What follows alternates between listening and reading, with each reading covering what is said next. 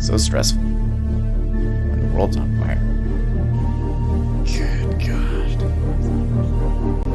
I can't look at this, guys. Like, my strategy is you buy it and you hope that you got a good spot. Woo!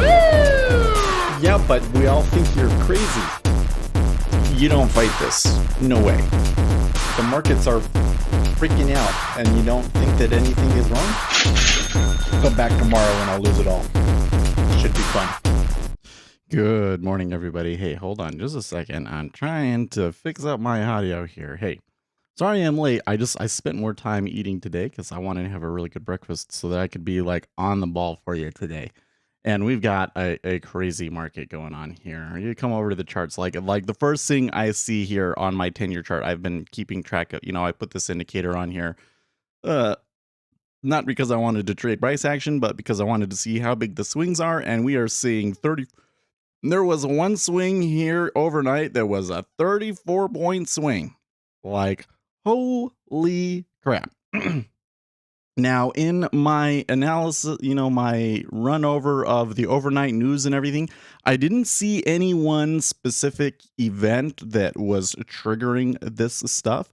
But what we're seeing is just an overall escalation from Russia, and markets are not reacting too happily to that. So you come over here to the S&P 500.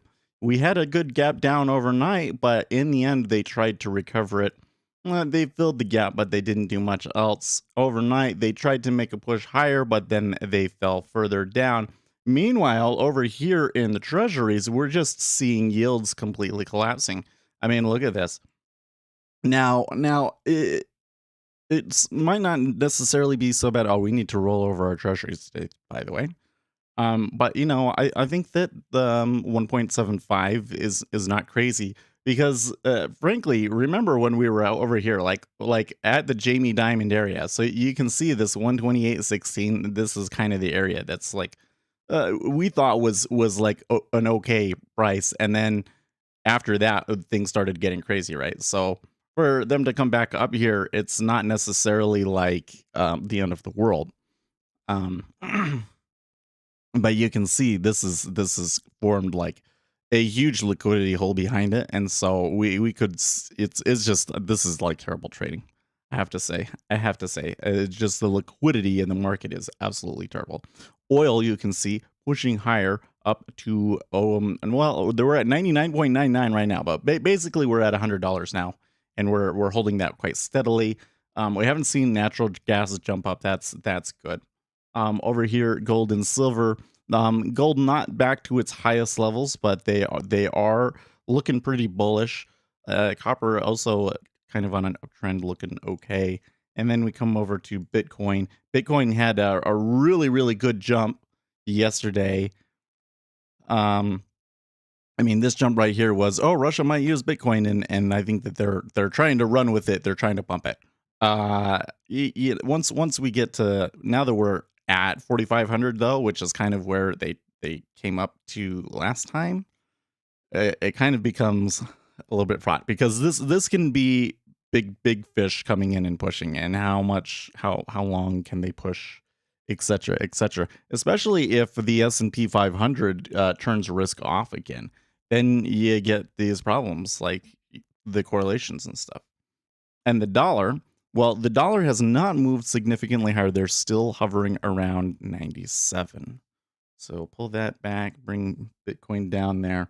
Now, we did get some Canadian numbers just now, like the GDP numbers and so forth.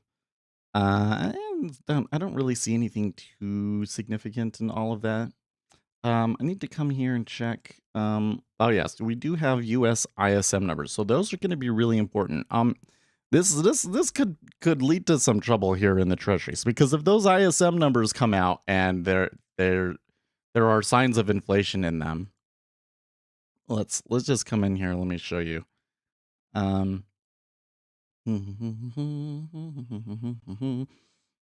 So you get like ISM manufacturing prices, right? Looking for a reading of 77.4. Last time around, we were looking for a reading of 67, and we got 76, right? So this is a number that exceeded our expectations recently, and as such, I think we should be keeping an eye on it. That is at 10 o'clock, and at 9:45 we get final manufacturing PMI. So yeah, that number could be big, and right now the treasuries are extremely illiquid. I mean, look at this. This is just a total zoo. Do you know where I can get a data feed for international markets for bonds equity? Well, so um your broker will probably offer data from Eurex, right? It will cost you more. I forget how much it is. I think it's roughly the same as if you're paying for the CME data, so it's like $50 or something like that. But if you're going to get both the CME and the European data, then it's obviously it's going to cost you a little bit more. So,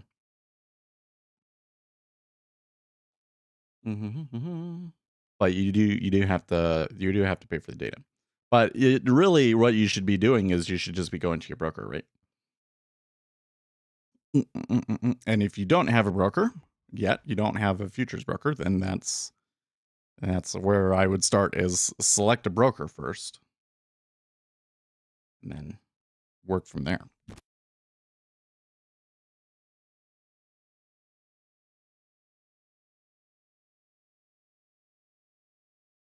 All right, so let's pull that up. Let's come over here and roll our treasuries. Oh, we'll do it we got to do it over here first. Database management, roll over. Yes.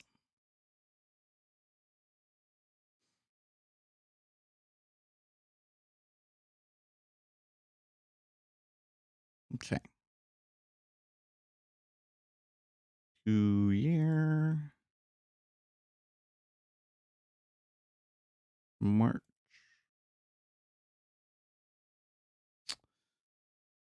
5 year.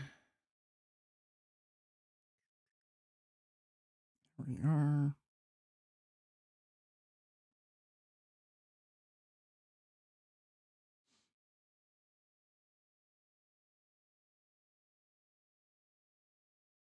Ten-year and 30.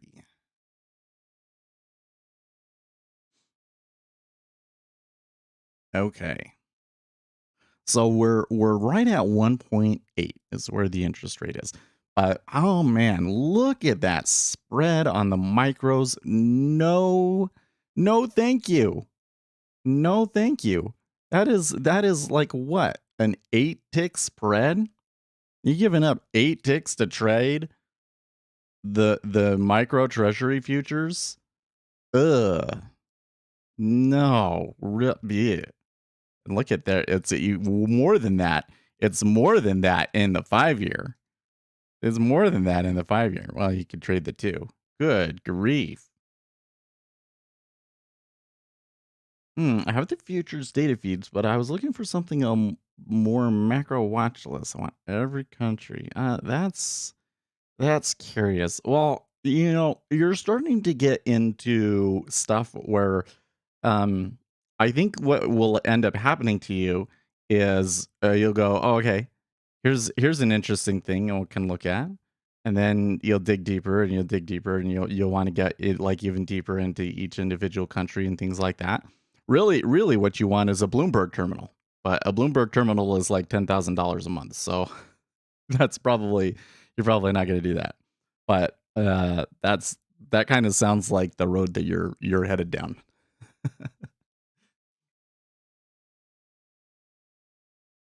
Man, just look at them run here. It's just crazy.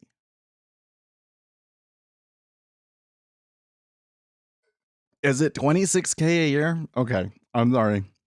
Listen, I obviously don't have a Bloomberg terminal.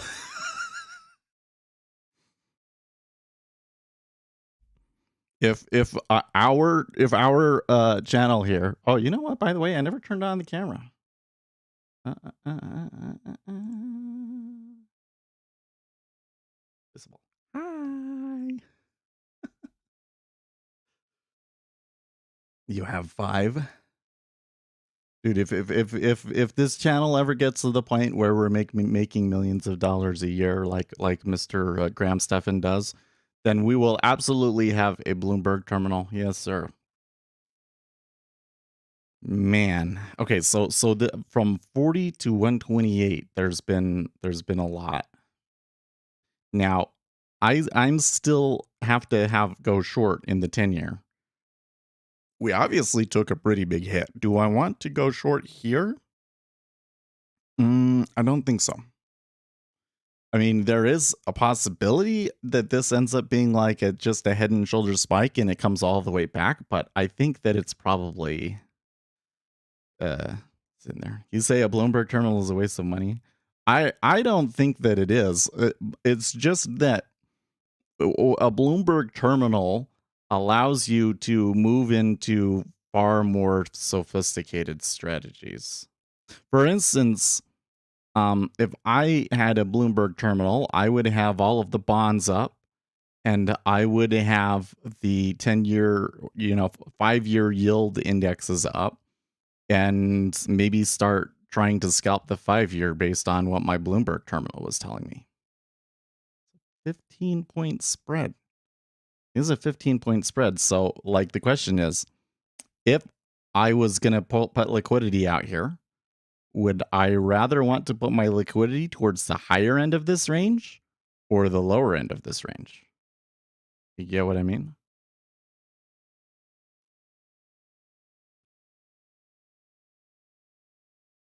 Give an undercapitalized retail trader a Bloomberg terminal and he'd be able to make enough money to pay. Yes. Yeah. I think so.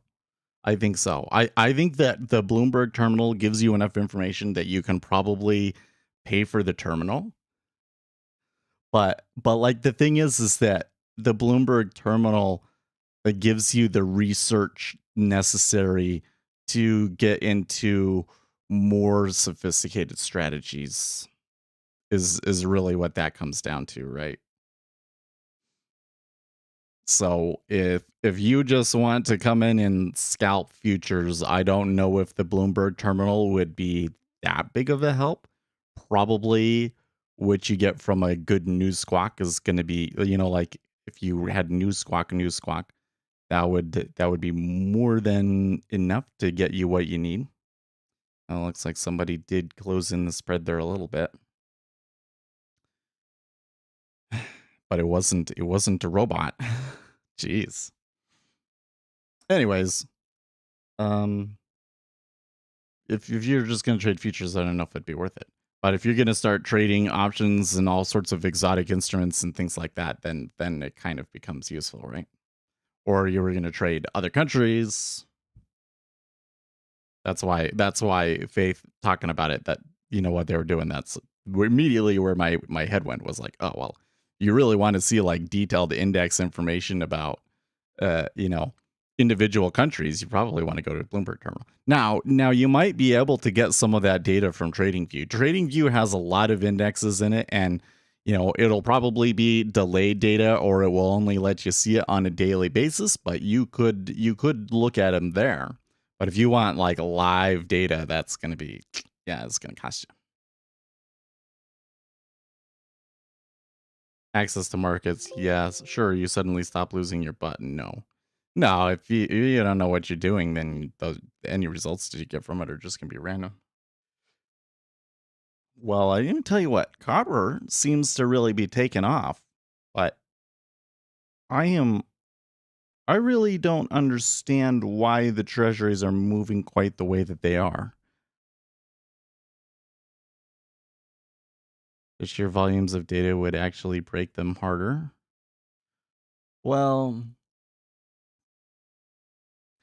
I think for the average retail trader, one would have to sit down and look at all of the information that they have available to them in a Bloomberg terminal and think, why are why is this like the base, why is this the golden standard for data among the professional trading world?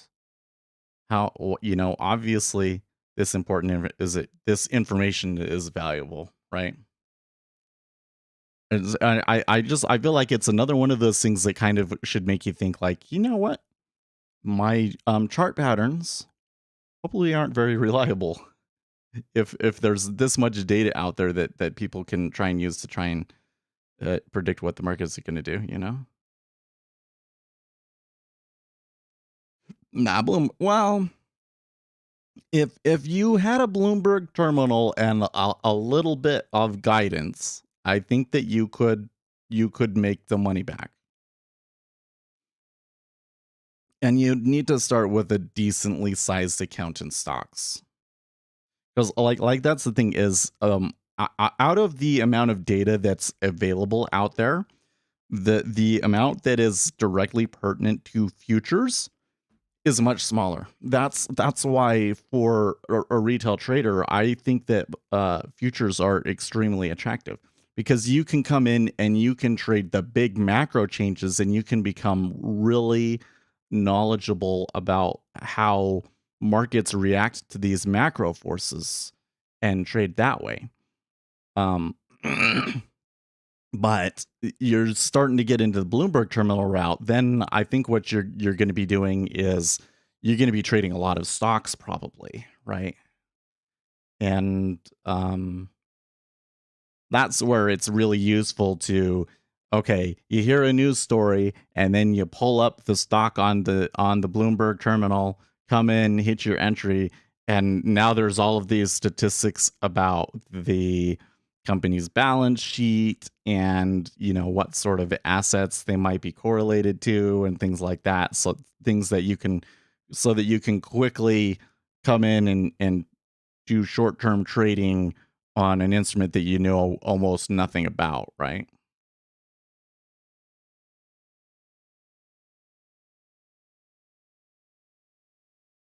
Mm-mm. No, you'd have to have more than a $5,000 account, right? Well, for starters, if you were going to do that, you'd have to be at least over 15 to get yourself out of the short-term, uh, the pattern day trader rule, right? But maybe if you had a $50,000 account and you traded stocks, you could and you knew that you needed to focus on breaking news and that sort of a thing, you might be able to make your money back on the Bloomberg terminal. Bloomberg terminal would become a little more worth it at a quarter million, yeah. I'm kind of wonder if I really had the money though, for me, I think a more interesting question for us. Let's say that we were willing to spend how much should we give ourselves? Let's say that we were willing to spend $1,000 a month on a piece of information here for the treasuries. Well, let's not just the treasury, just futures in general. So we still want to trade futures, and maybe it's not even futures. Maybe it's just data that would be useful to the YouTube channel in general. We had $1,000 a month to spend on some sort of a subscription. What would you get? I'm always coming across pieces of information that look useful to me, but I'm like, man, I'm not gonna pay for that. So like on the CME website, who is it? Is it Refinitiv? I forget. I forget who it is, but who they use. But um there's a lot of futures data that they provide from the CME that I think would be useful. For instance, it would be if we got that data live, we could use that information to assist us in trading the micro treasuries, especially in a situation where the yields are so freaking wide. Because I don't know which side. It seems to me like the bid is closer to the current price, but I'm not 100% sure. Based on what the 10-year is doing, I think that the bid is closer to the current price, but I could be wrong about that.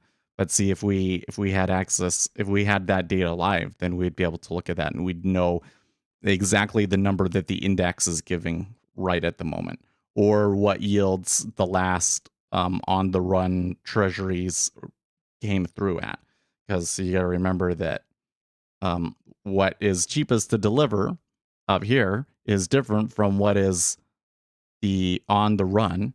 And you can go and look at the cash treasuries and see what was the last transaction in the 10-year on the run cash treasury and calculate what the yield on that was. Let's start a GoFundMe. No, we'd have to you'd have to do it every month, right? Probably what I should do though is start a Substack. I think that doing a Substack every day would be a little bit extra work, but if it was $5, it'd be worth it. One of the things that happened, I have my Bitcoin indicator. I personally have really lost a lot of the interest in Bitcoin. It's just like in the beginning, it was like, well, I don't believe in this thing, but we can trade it. But the further on I get, the more I'm like, you know what? Even trading it is just kind of participating in this really scummy space that I just really don't want anything to do with. And so I just don't. It's really hard, and I don't post updates every day on the Patreon. It's more like once a week now. But if we went into the Substack, what we could do is at the end of the day, we could key in on all of the major pieces of news and moves that we had and do an analysis trying to figure out, it would basically be like a summary of the headlines with a focus on the flows that we saw as a result of it. So we want to see, where's the money coming out of, where's the money, basically what we do here, but it would be a little bit more explicit because a lot of the time I don't even think to tell you guys what I'm kind of seeing and thinking about doing based on the flows that I'm seeing. So, and sometimes I intentionally keep it to myself because I don't want anybody to try and front run me.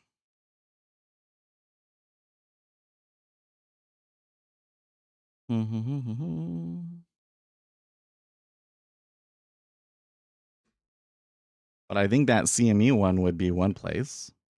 There's also been a couple of online publications that I've been interested in. So the one I'm interested in right now, what is this website called?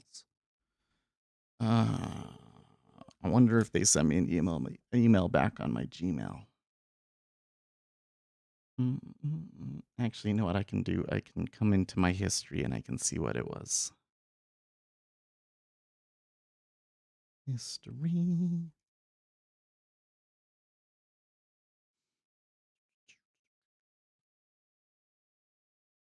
Prequin. So I don't know how much Prequin is.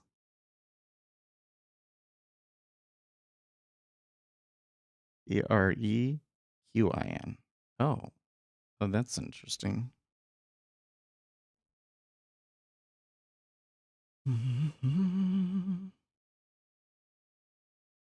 Wow. So yesterday, who was it? Live Action, I think it was, sent me a video. So I watched the video. I don't know why he sent me the video. The guy that was presenting in the video is actually dead now. And it was a long time ago. It was like 2012, I think, that they had the video. So I was like, okay, who is this guy? Because he was saying, oh yeah, like when I trade the treasuries, I'm one of the biggest fish out there. And I'm like, I don't believe you. So I went and I looked it up. And of course, he's not alive anymore. But the fund that he was from does still exist, but they only have a few 100,000 under management. It's a hedge fund, but it's only a few 100,000. And I was like, okay, you're not as big as you say you are. But where do you get that data from? You get it from Prequin. They have all of this information about the different hedge funds and stuff out there. But when you visit their website, it just tells you like who they are and their website and that sort of thing. My understanding is that they also have performance data. So I would really like to be able to start going in and digging into all of the performance data of various hedge funds. I think that would be really fun and interesting. So I'd like to do that. There's these other guys that they had a journal that was publishing information that they were publishing studies directly related to trading, but it was like you had to have their subscription to get it. And it was a expensive subscription, which I was kind of surprised at, but that would be nice to try.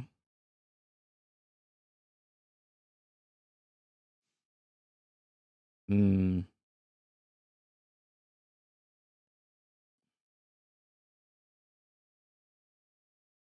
no, the average retail trader with interactive brokers was 253,000 sized account.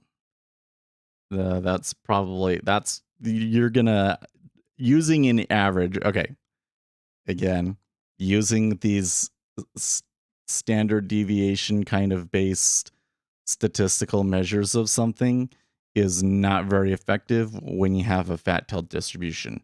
And the distribution of income in retail traders' accounts is extremely fat tailed. So there's going to be one guy that trades with them that has millions of dollars, and he's going to, he's going to change the average from everybody else.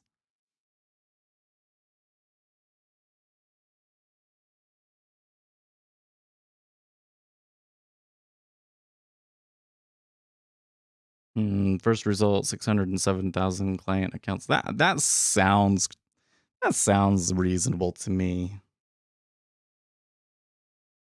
Read their filings with the SEC and CFTC.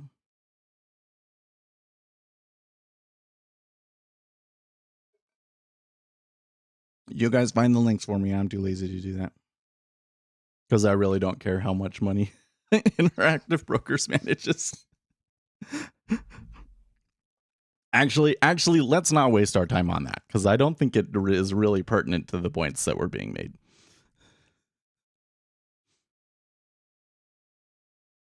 28 million account balances, though, is kind of I'm a little I'm shocked that Robinhood has 22.4 million. There must be a lot of people with like double accounts or something. Because that's like, okay, wait,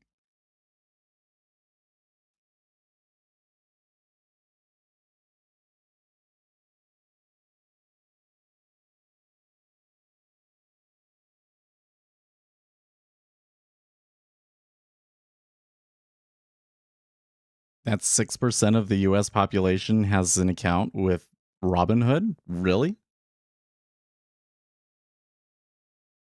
Is it better to trade under a limited company for tax benefits? Okay, so I don't know all of the exact details about the best way to reduce your taxes when you are trading.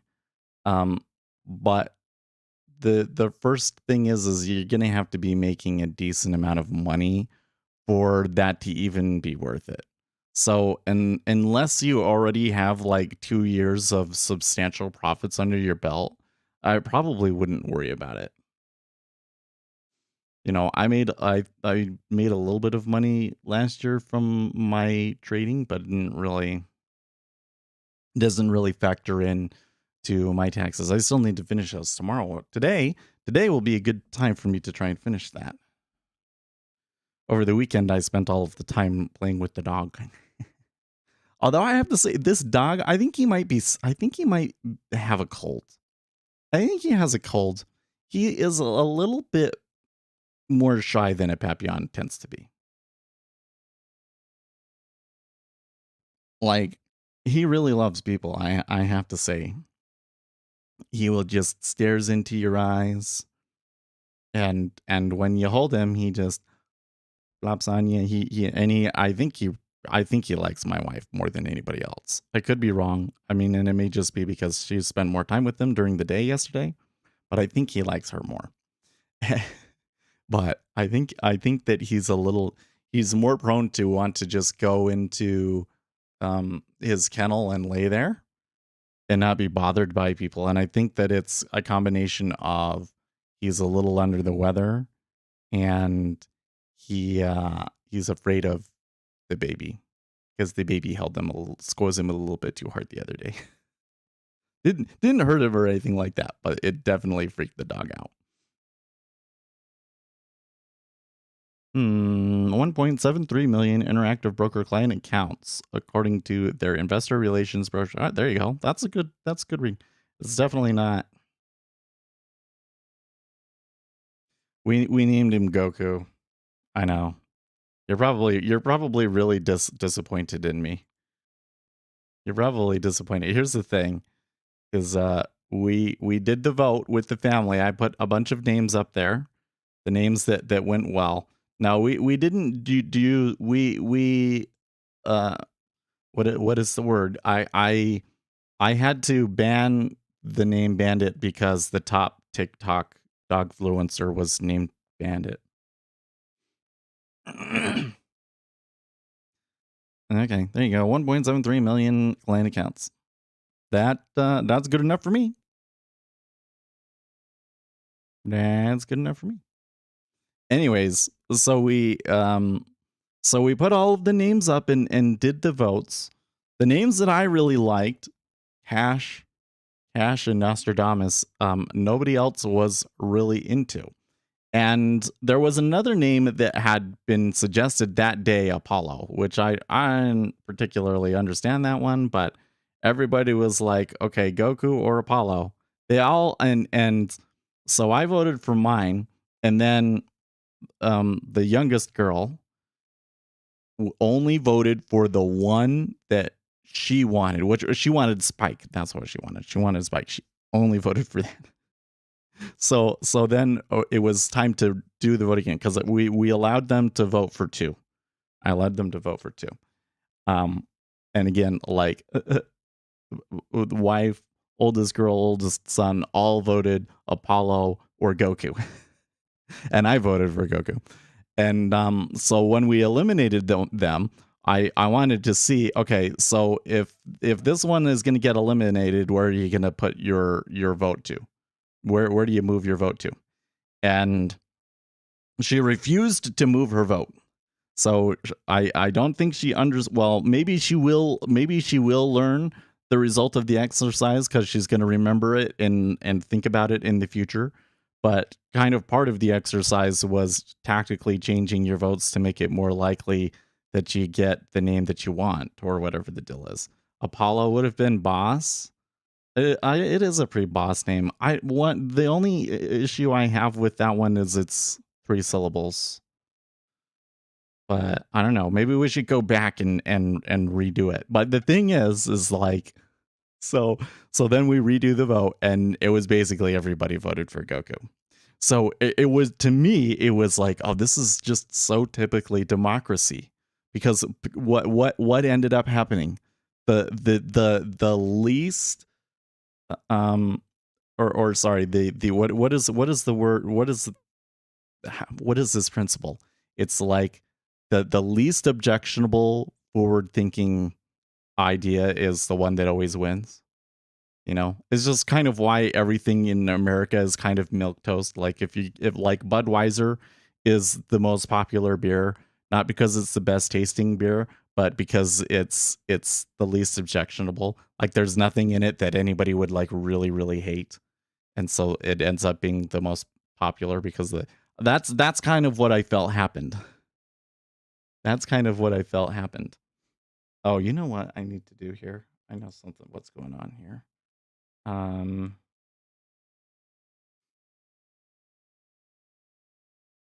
not hearing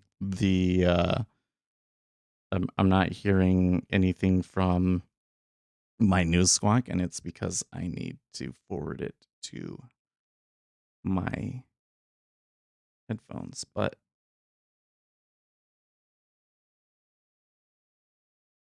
this one, what I need to do is I need to come over to this one and voice meter. Oh, what? I think it's that one.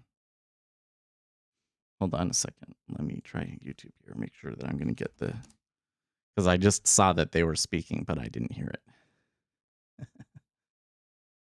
Maybe Linus Tech Tips.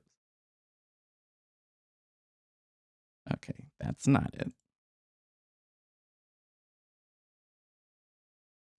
That's not it.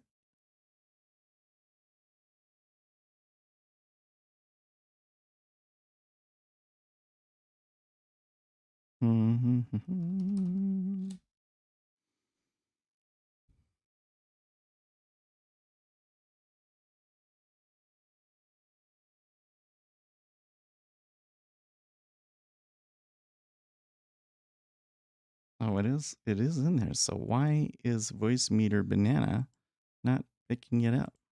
Maybe I need to shut down voice meter and start it back up again.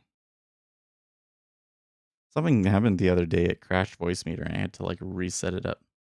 Marvel brained Redditors.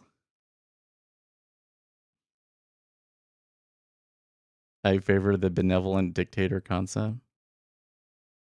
Oh, where, yeah, democracy, everyone gets what no one wants. Yeah, it really is. It really was like that. I was like, you know what? And the other thing was is that my one daughter like was really so upset. Was really, really so upset. Oh, why am I using that microphone? That's not what I want. That's interesting. That it thinks that's the default microphone.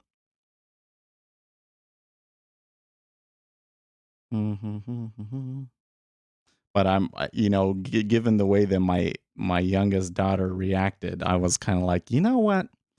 I should have just picked. Me and my wife should have just picked, and we shouldn't have given him a choice. Okay, so why doesn't it show up anything in here? That's so weird. Seems like this aux just doesn't do anything.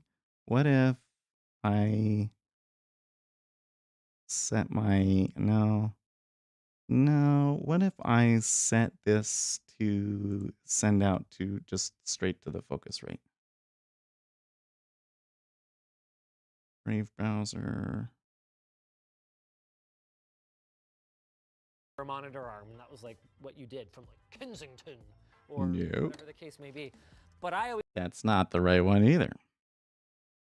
She wanted Spike. She wanted Spike.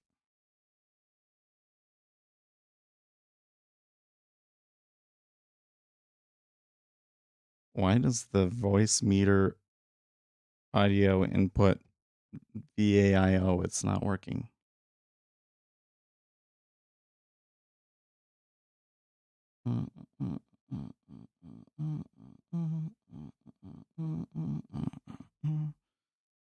Maybe I need to come into the settings here.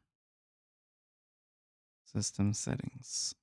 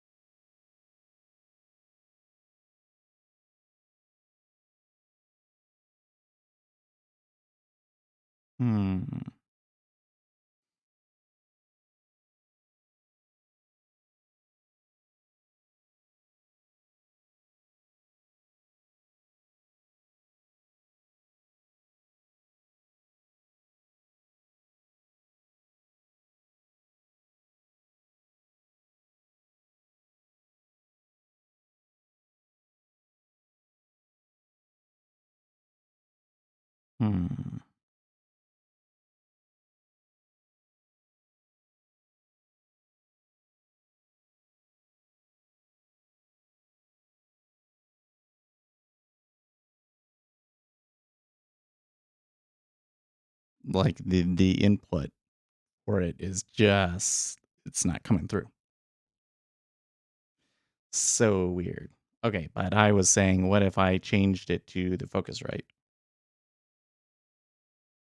Yeah, that works, and I can hear it, and you don't hear anything, but it's not what I wanted. Oh well. The fact that she didn't pick a Disney prince's name is a good sign. Did you use the Dominion machine? There's hope for her that she wanted Spike. Well, you know what? I do want to get him a spiky collar.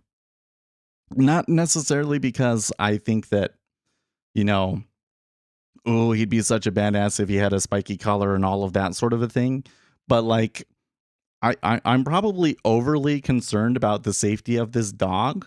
And, I want to be able to take him out and not have to worry about him being eaten by another dog. So I, so I want a spiky collar. When I come over and search for it, oh, there's some. Yeah, okay, there's actually way more options. I think there was like I guess what it was is I searched for a spiked dog vest. Spiked dog vest. There you go. I think we need to get him a coyote vest. Yeah. Wait, how big? Yeah, how big do what in ounces? In ounces. There's a movie. There's a movie from 2017. Oh, it's probably French. Yeah, it was made by a Czech company. Mm-mm-mm-mm. That's funny that the American Kennel Club is not the top one. Okay, they get to 5 pounds. 5 to 10 pounds. I suppose the irony would be funny. Redditors, listen. Reddit has a big problem. Can I vent for a second? Reddit effing sucks because of their because they hate self-promotion. I don't get it. It's so retarded. Why don't you let people self-promote? Hey, listen, if they're self-promoting and their content is shit, then don't upvote it. Nobody will see it because it's, there's so much spam that's posted on Reddit anyways. Why does it matter if it was self-promotion or not? Like, who effing cares? You know what you're doing though is you're making it so that all of the large corporations, they can get as much traffic as they want from Reddit, but anybody that's trying to do anything new and unique, that they can't get any promotion at all. So have you noticed? It used to be when it was the dig days, there was a new website every day. We'd see all sorts of really interesting websites. People would start new kind of news content websites. People would just make these like unique little, here's something cool that I did in HTML5 or whatever the deal was, right? And then what happened? Dig died.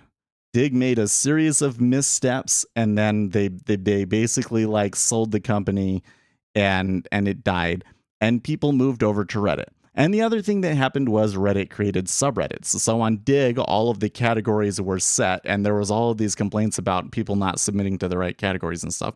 On Reddit, they said, well, we'll have subreddits, and anybody can make their own subreddit and categorize things that way, which killed internet forums. But from the very get-go, for whatever reason, Reddit had this culture of you can't self-promote. So what happened? Now people don't make websites. Everybody uses Facebook or Medium. Like nobody has blogs anymore. You have to go to medium.com to do it, right? And nobody makes like unique websites. Like the art of when I was a kid, it was you wanted to know HTML and JavaScript and those things so that you could make a cool website to show other people. Now it's like, why effing bother? Because nobody will ever see it because there's no way to really get your idea out there.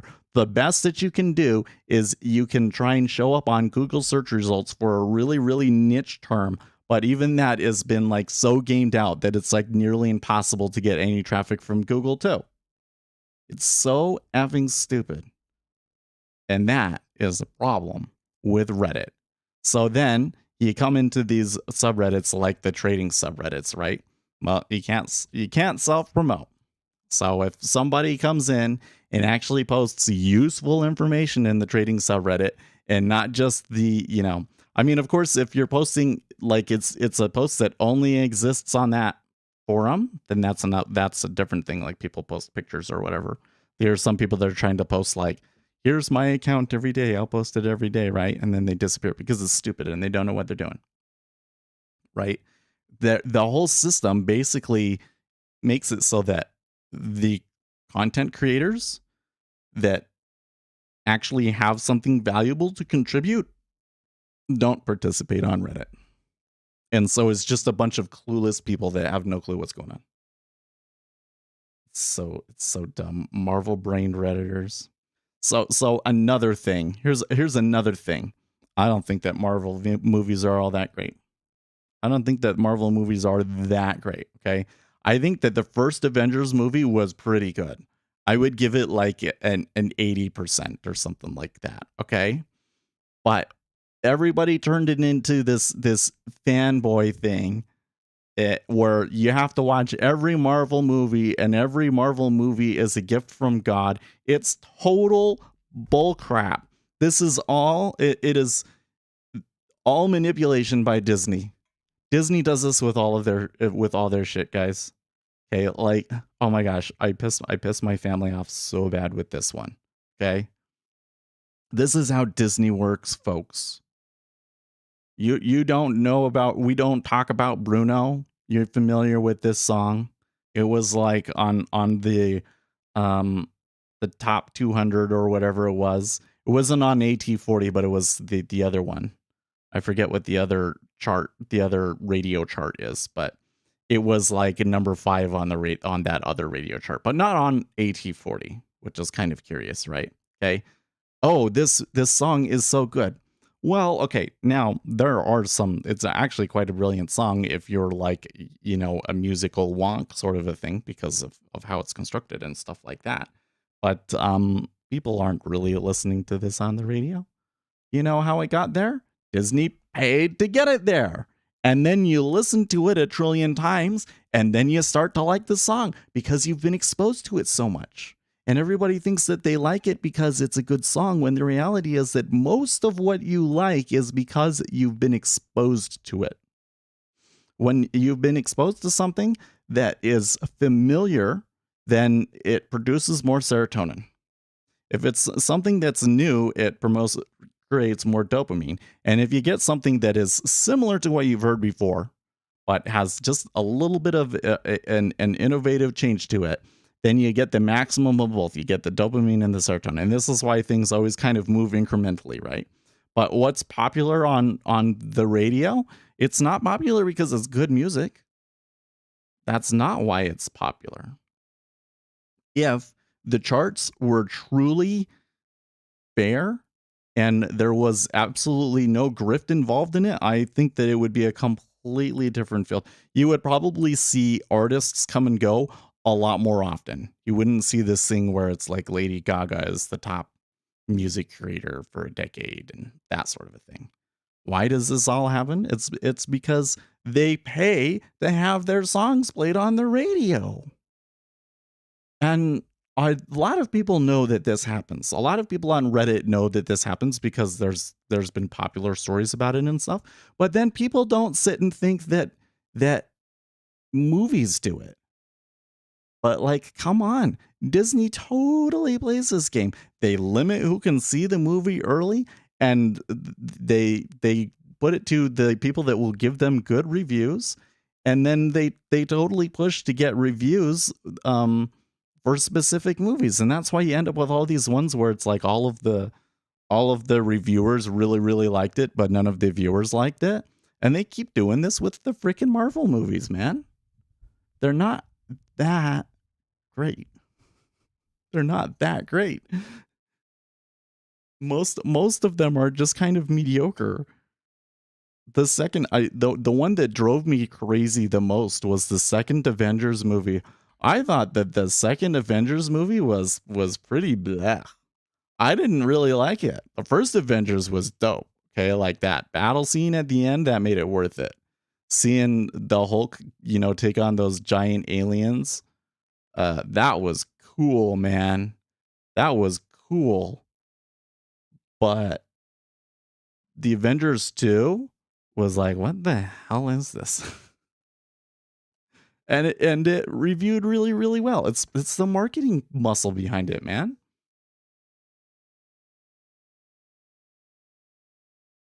And so now you have this whole generation of people that think they're such a geek because they like Marvel or whatever other kind of nonsense it is that they're watching on TV, and they don't realize that they only like it because of the marketing behind it. I tell you what, man, I I got involved in electronic dance music, okay? And this was I was involved in it from like the 2000s, okay? So long before the whole festival sound kind of came along, cuz that became really popular for a time. It was really popular. And there was a time where trance was really popular, but it never really completely broke out mainstream. Everything that I would listen to, it was like I just really liked trance, and I just had one CD that I had been given for Christmas, and my parents just randomly bought it for me. I don't think they had any idea that I would like it, but well, I mean, they didn't know anything about what was on it, so how could they know that I would like it? But the person at the store or whatever, good job, dude. You gave a good recommendation. So I had an Ultra Trance CD, and I just went down the list of artists because that's what you would do back then. It was like the Napster and Kazaa times. So I would just look up those artists and download every song that I could find from those artists. So I only knew what trance because of that, right? And then I started going to the university, and there was like there was a student group for this music, and they were like, oh yeah, I get all of my music from Beatport. So then I would start going to Beatport, and I knew the days that all of the labels would put their songs out, and for the genres that I liked, I would listen to every new release, which is a few hundred songs. But I was a DJ, and it was worth it. And it was just it was just like 2 hours worth of work every Tuesday or whatever, right? And so the songs that I was into were songs that literally nobody around me has ever heard.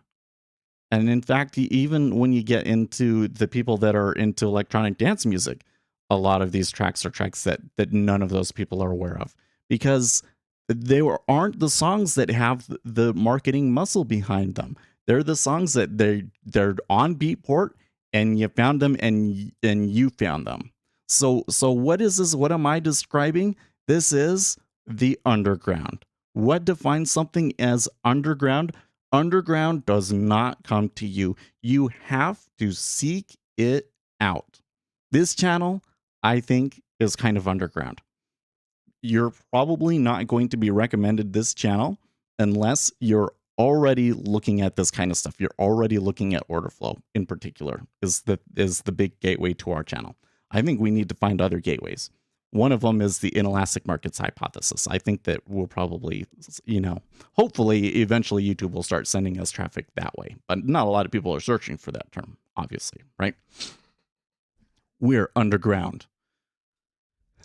Once you've had a positive experience with underground, it's really hard to look at the mainstream the same way.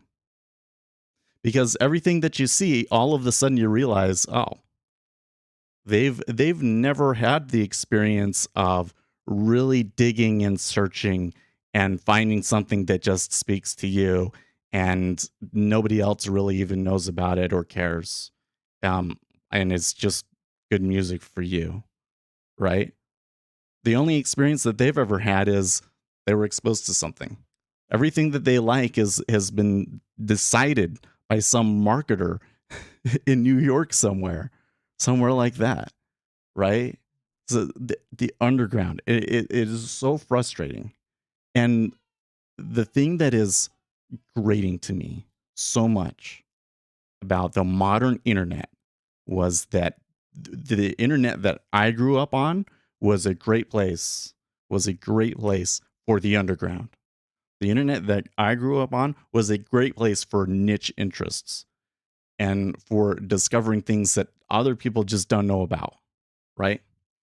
And then over the last 10 years or so, they They mainstreamed the internet. And now it's all just the same stupid crap that you get on TV.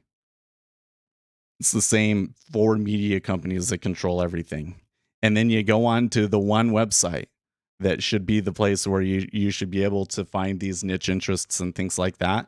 And they say, oh, you can't promote personal content. So the one place on the internet where if you've made a piece of content, you've made a new piece of content and you want to get it out to people, the one place that you should be able to go to promote it, you can't. So what do people do? Yeah, you make YouTube videos and hope that people search for it. That's the best way to get discovered now is YouTube. Because they've literally killed every other form of discovery. You know what was another way? It was Facebook. Facebook was a really great way to promote things to people too. But in this case, it was a great way to promote things like in your local area. Like we had a music channel that was just for local producers, and we were doing really, really well. And then what did Facebook do? They came along and they killed it. They said, well, if somebody likes a page, we're not going to show you any posts from that page unless you pay us thousands of dollars to promote it. Freaking retarded. So retarded. Facebook really kind of killed the utility of Facebook when they did that. Now all it's good for is reading about, it was good for promoting politics to your family and friends because Facebook would allow that stuff to go out. And now it's just useless. Hey, Mr. Zuckerberg, is that his name? Right? That's his name. Mr. Zuckerberg, you want to fix your company? You want to save your company? This is a stock, okay? A lot of people own this stock. It's kind of hurting right now. You want to save your company? Abandon this stupid metaverse bullshit and go and fix your website and make it actually usable again. Get rid of all of the throttles that you've built in there to try and force people to pay for promotion, and just let it be a place where people can promote things to their friends and family. And then people will start using it again. Yeah, you got to have a place where I can make content and I can get it out to other people. That's what it's about, man. That's what it was about. And you made it so that nobody can promote content. Well, you can promote pictures. Pictures are great, but if I post a website, nah, that's not allowed. You don't want people to leave the website. You want to keep them on there forever. Baiting people in with shorts, keeping them by turning into YouTube. Effing genius. Oh, I read that TikTok is extending their video lengths to 10 minutes. Yes, I heard that too. Now, if I come into TikTok here and I make and I try to start a new video, it gives me, you can see there down at the bottom, it gives me 15 seconds, 1 minute, and 3 minutes. So I'm going to guess that 10-minute videos is only available to a very small group of top tier creators, is my guess. Like what's that science guy's name?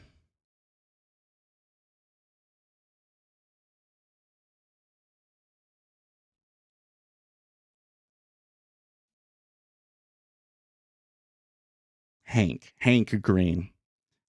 I bet you Hank Green can make 10-minute videos, but I can't. He's got shareholders, dude. Listen, if you're a shareholder of Facebook, listen for a second. You want to save your company? Make it so that people can promote stuff on YouTube. Make it so that people can promote stuff on Facebook again. Don't throttle people's reach. If I post something to my feed, everybody that's my friend should be able to see it if they want to. because what the algorithm literally comes in and it says, okay, if Seth posts something, only the top 15% of his viewers will actually see it. That's what it does. That's what it does. And the only way that you're going to get more reach than that is if you pay money. So it was built as a way to generate revenue. Is it generating that much revenue for you? Is that where you get Facebook to a money-making machine? I just don't think so, guys. I just don't think so. Make Facebook a place where when I create content, I can share it with my family and friends. That's what Facebook was. And when that was what Facebook was, it was the best. That and a platform for applications. That was another thing. Was like Farmville was really cool. When Facebook was a platform for applications, that was also really cool. It was just that they kind of let it be the Wild West, and so then it was like everybody was spamming you with Farmville bullshit, and other people were making these applications that stole all of your information. They didn't really handle, but the applications thing was still cool, right? And they abandoned all that stuff, and now they're going a full metaverse company. It's not gonna work. It's not gonna work. And if it does work, then what's going to happen is all of the things that end up being cool about the metaverse, you're going to ruin them and take them away to try and make money. Facebook problem. I have 300 fans and their algorithm only shows me 25 of them. Exactly. I hate the Twitter mindset, but Twitter is a far more robust platform in terms of showing you what you follow. I agree. But I mean, what Twitter does is the posts that you engage with, it will show you at the beginning, and then the rest of it is kind of what was recent. Do I need to hold the dog again?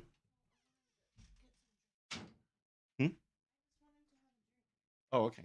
I'll just put him down.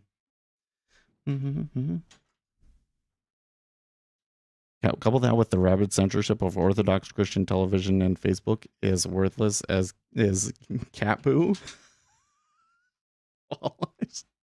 You know what? I've never actually been censored on Facebook. So here's the problem with that.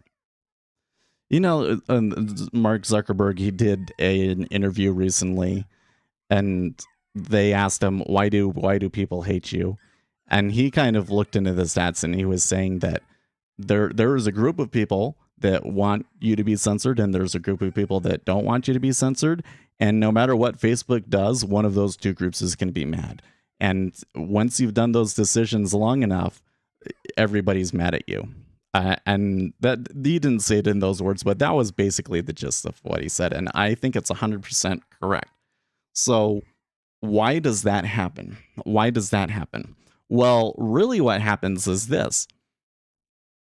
Facebook doesn't want to police content at all. If they never had to look at a piece of content to determine if it was correct or not and delete it, they would totally do that. But then nobody would want to use the platform because it would just be full of shit.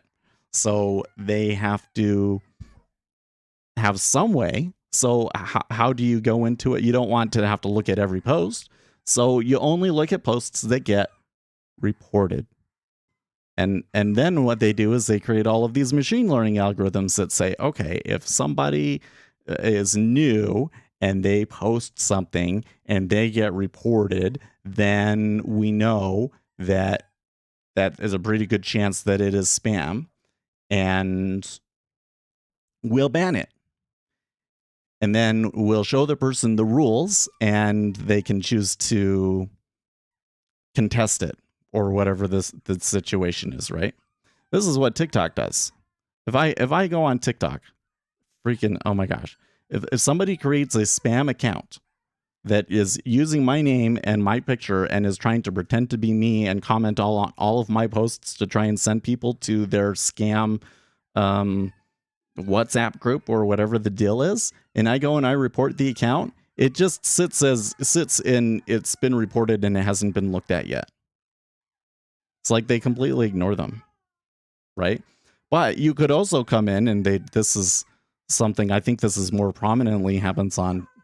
Okay, this dog is not going to shut up. Hold on. You got to come over here. You got to come over here.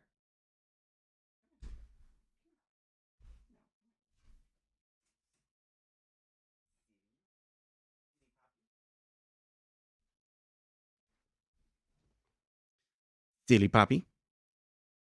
This side. They can see you better this side. Anyways, those was more prominently used on Twitter. It was like, okay, let's just have 20 people all report the account all at once, and the system will just automatically silence them. Like, if you're going to have a content platform, I think you're going to have to put more effort into managing the content on the platform. Outsourcing that job to people in India and robots doesn't work very well. I don't know if doing it the right way would be cost effective or profitable, but that's why they have the problem.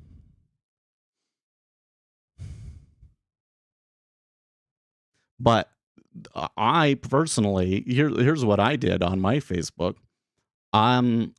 First of all, I was very, very careful about what I said, but we still picked up very controversial issues, and I basically pissed off anybody that had differing viewpoints. Like they were afraid, like people were afraid to argue with me on the Facebook. And the people that would like report my Facebook posts, they're not friends with me. So I've never had a problem with that sort of thing. And I during the 2016 election, I posted controversial stuff.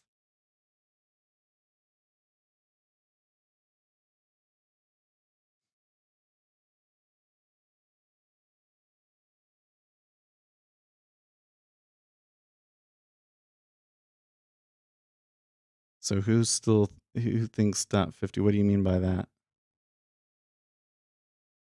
You mean the interest rate?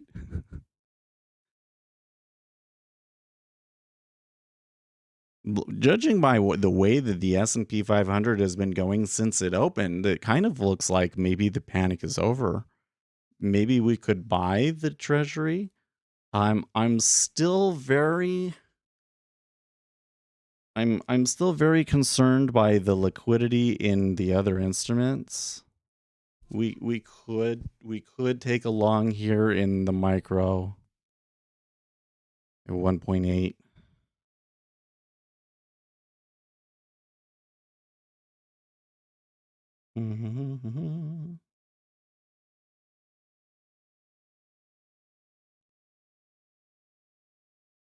You didn't drink any water though.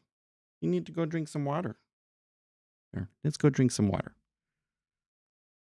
Nah, I think that 1.75 is still possible, but meh. I don't know if this is something I really want to trade at the moment or not. We do have news in about 5 minutes, and then we've got big news at the top of the hour. So let's kind of see what happens then.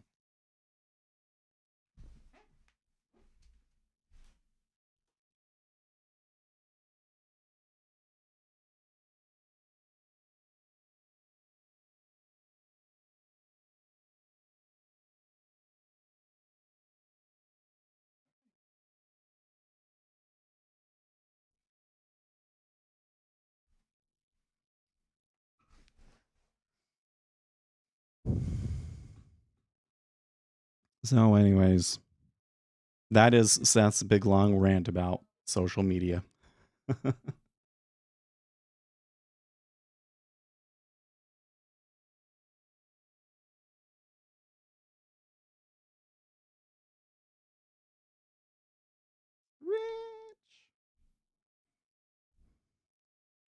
I don't know if I can have him in here. I can't focus. I just want to look at the dog. He's so adorable. And don't eat quartz. That's a dangerous habit to get into. Okay, good. Move on. There you go.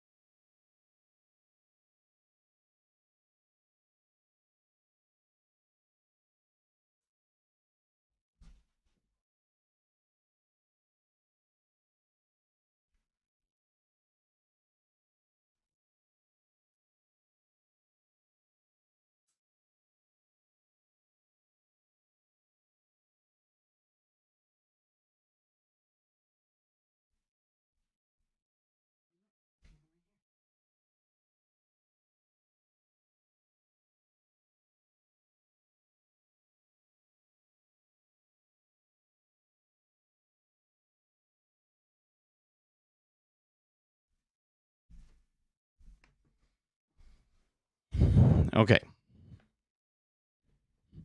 So like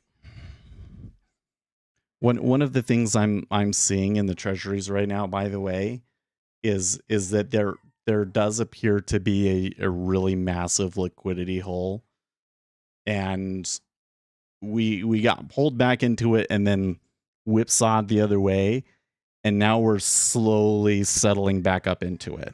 So I don't know if this let's say 128.08 to 12 area, I don't know if there's anything important about it. I wouldn't be reading anything into these prices it so much as that overnight the Ukraine situation really concerned the markets, and that we're in pretty low liquidity and so forth. You can't figure out how to get out? Come on. Right here.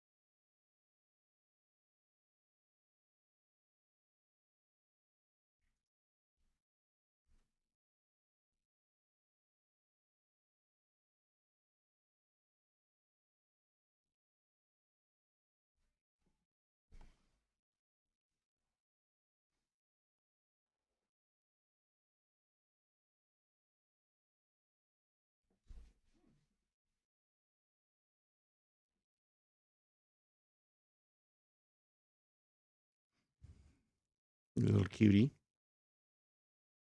Don't be a sellout when it push comes to shove and you get asked about Trump and Dwack. Well,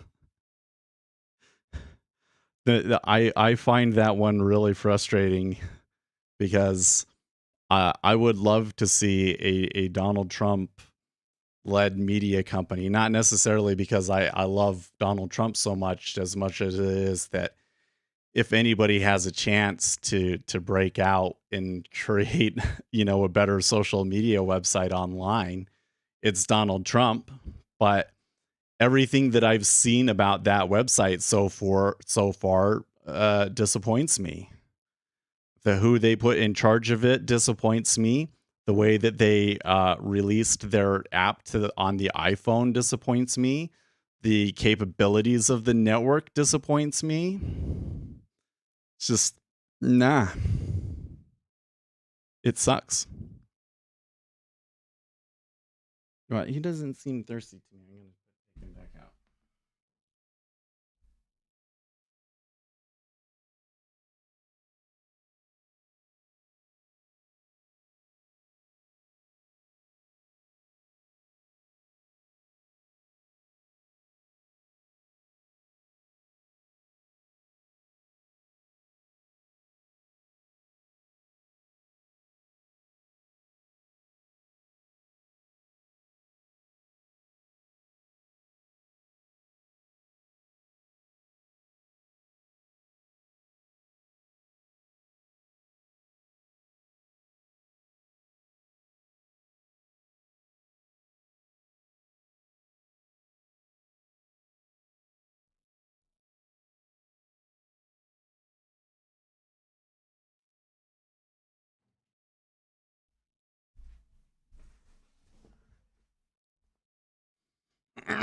All right. Let's see. Okay. Citadel's Ken Griffin says it's fair to assume that over the months to come, you will see us engage in making markets in cryptocurrencies. Oh boy. That will probably that will be interesting to see how that shakes up the cryptocurrency world.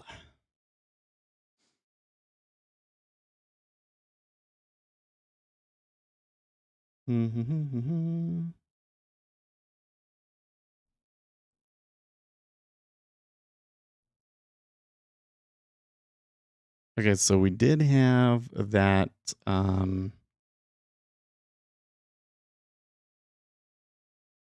market PMI 57.3 versus 57.5. So in line with expectations.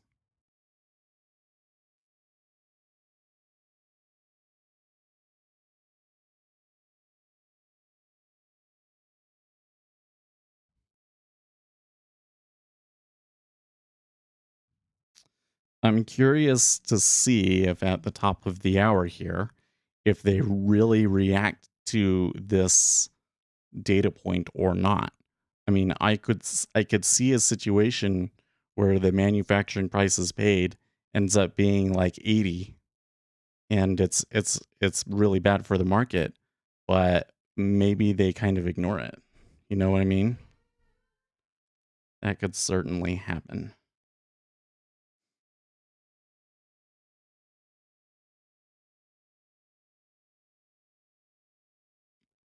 Well, going on a big long rant about social media, I guess, doesn't particularly engage people because we're a little bit lower than usual. But I was watching this TikTok the other day, and one of the things that I think it was they were talking to Jordan Peterson or something like that, and he was saying, well, you know, Elon is to the point where he has FU money, and so he can say whatever he wants. And Jordan said, well, tends not to work out that way. If you hold your tongue because you're afraid of how people will react or how it will affect your career, the further along and the more successful you get, the more afraid you become of losing what you have and the more careful that you tend to get. And so the people like Elon Musk, that it's not like all of a sudden one day they just start saying what they believe. Those kinds of guys just always said what they believed, regardless of where they were at. And I thought about that, and I'm like, well, maybe they're all like me. They're a little neurodivergent, and they just can't help but voice their disagreements on things. I think there's a pretty sizable portion of people out there. I don't know how big it is, but it seems like there is a sizable type of person that just doesn't like to hear disagreements. You know, they don't like anybody kind of talking in a disagreeable tone even is off-putting to them. Although I kind of have to say it, like, anybody that's like that probably shouldn't be in trading, you know, because a lot of trading is seeing what different people think and the disagreements and sizing up who's going to win that battle. Hmm. So there's a decent movement back down here now in the treasury. I'm kind of wondering, it could be because of the news. I was kind of thinking about going long 1.8 there. I could maybe go long 1.805 even. Wouldn't be a bad spot either. But I think that this market is still so slippery that I don't really want to risk it yet. Let's let the news come out. See if we can get these markets to thicken up a little bit. While we're waiting for the news, let's come over here. Let's just kind of do a little bit of a roundup of what kind of headlines we've got going on and stuff, right?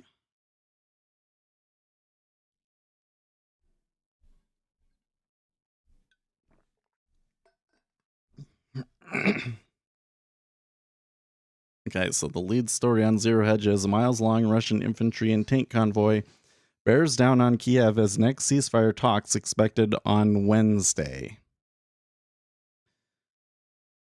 Rabobank, this could be the start of a protracted siege of Kiev.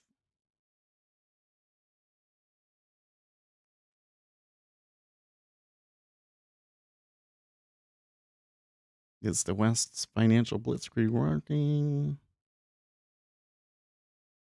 If growth starts to become more scarce, you could see a further shift in risk appetite, especially considering the huge amount of uncertainty around Russia's next move and the West's response.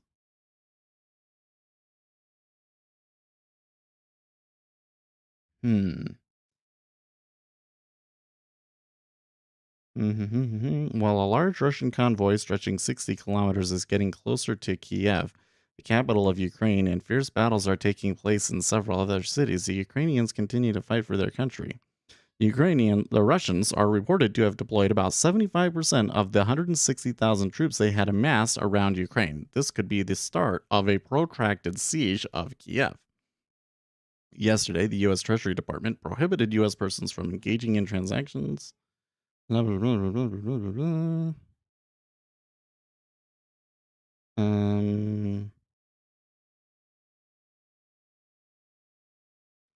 Bostic still wants a 25 basis point hike.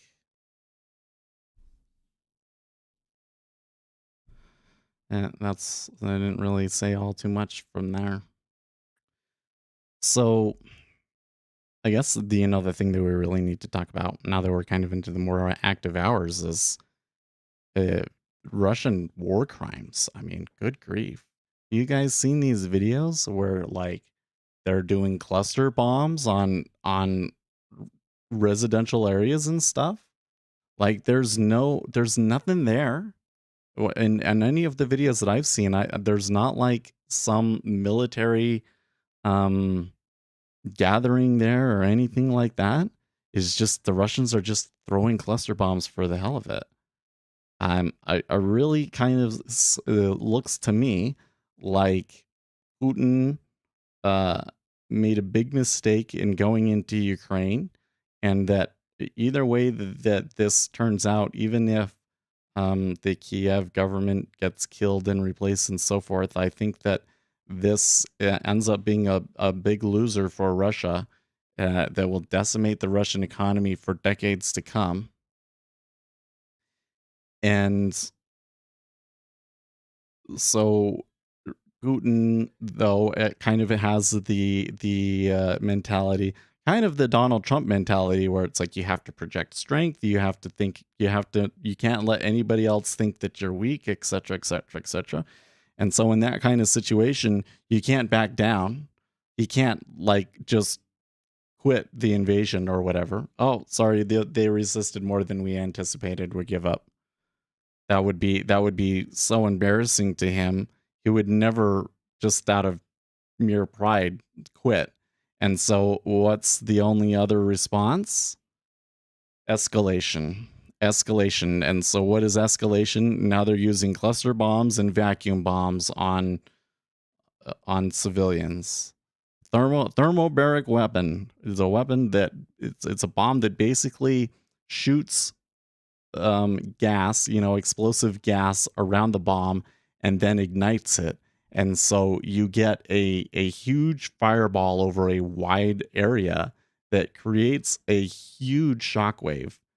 And both the shockwave and the airflow coming up from the heat will literally like suck the air out of your lungs and collapse your lungs. So like everybody within that 1 or 2 kilometer mile radius basically dies.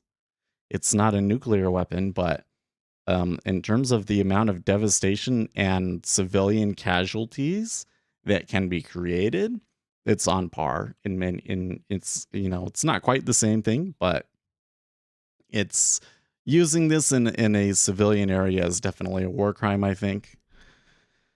Uh, and one has to wonder if Europe can continue to stand by and just watch if they're going to use thermobaric weapons. Not, so I saw that last night, makes sense to me that the markets are a little bit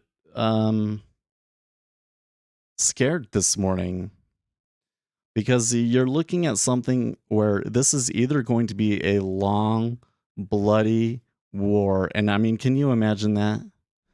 Just think about that with when it comes to the markets. That the markets continue to be like this for months and months and months. Because that's kind of what we're looking at right now. Or a situation where they really do get pulled in. Russia's already saying that, you're giving them weapons and that's, you're going to regret that. Like they may have to just get involved. Like it may, unless the Russians themselves do something. I don't know, man. I have to say I've made some I've had some feelings about this conflict at different points that, you know, the situation changes so quickly. You can very quickly be wrong if you really, if you hold to a certain idea too long, right? Just before the Russians invaded, I was pretty convinced that there was no way it was going to happen anymore, that it was past and that it was all just bluster and that it wasn't happening. So that was definitely wrong. You know what's another one? You know what's something that I think there's a good chance that a large group of people could be wrong on. When Putin invaded, a lot of people said, well, this dramatically increases the chances that China will invade Taiwan, right? But look at what we've seen happen here now, man. That was a pretty dramatic stop run higher there. What's going on there?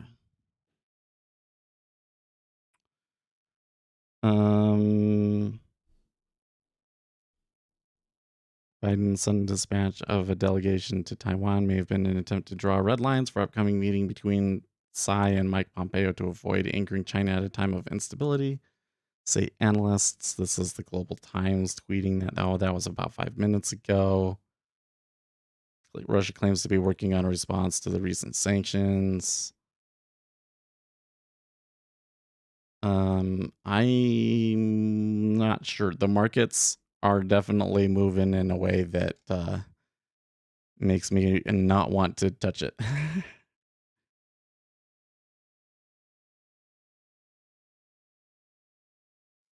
Hmm.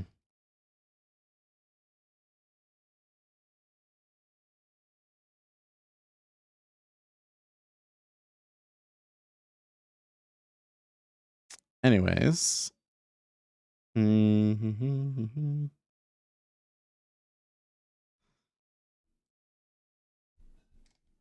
this back up here to the top. You say a big buy program in the Euro bond? So anyways, when Russia invaded, one of the things that I saw a lot of people say was, well, if Russia can invade Ukraine and the West is only going to slap sanctions on them, doesn't this dramatically increase the chances that China attacks Taiwan?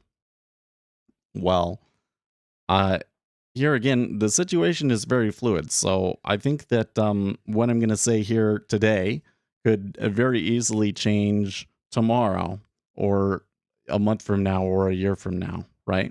But at this moment, I'm actually thinking there's a really good chance that that could be wrong. I actually think that in some ways, this conflict may have reduced the chances that China goes after Taiwan.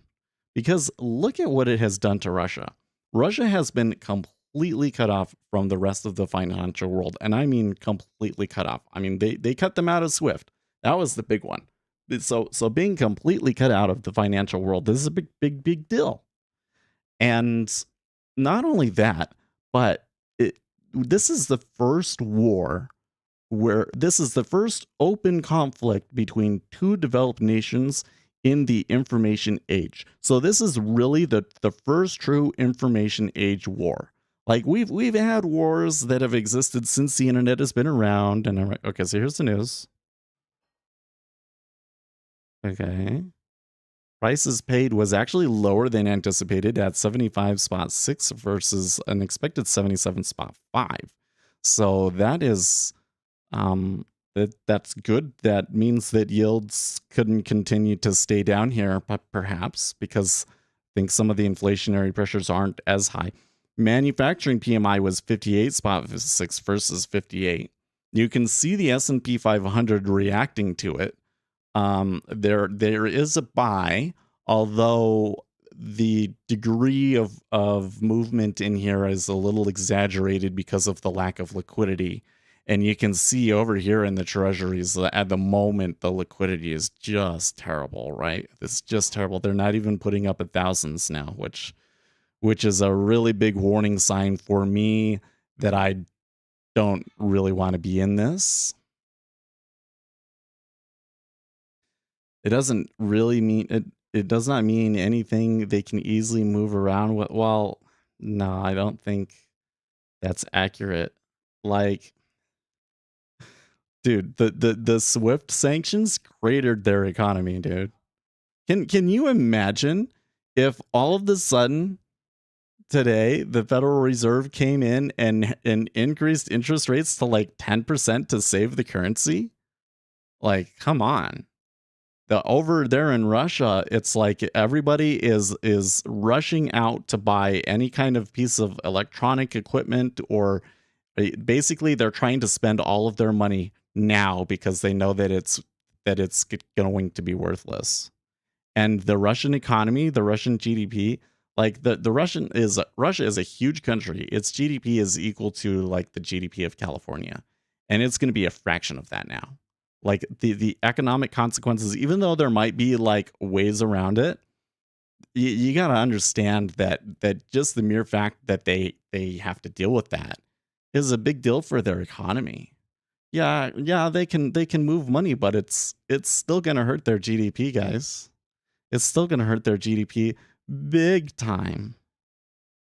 Could they create a competing system?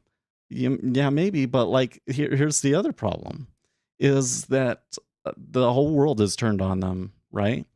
I have to say Joe Biden has made a lot of mistakes during this conflict, but I think that they were all kind of trivial things. That they're the sort of things that like the media would have berated on Donald Trump forever and ever and ever about, but he did one thing right. And that one thing that he did that was right was that he gave us all of the intel that they had before Russia attacked. And they continued to push that intel even when everybody doubted them and didn't want to hear it anymore. So when Russia did attack, there was literally no excuse for it. There was no way that Putin could try and misconstrue it as, oh, we're just taking care of Nazis and these dangerous people and all of this sort of thing.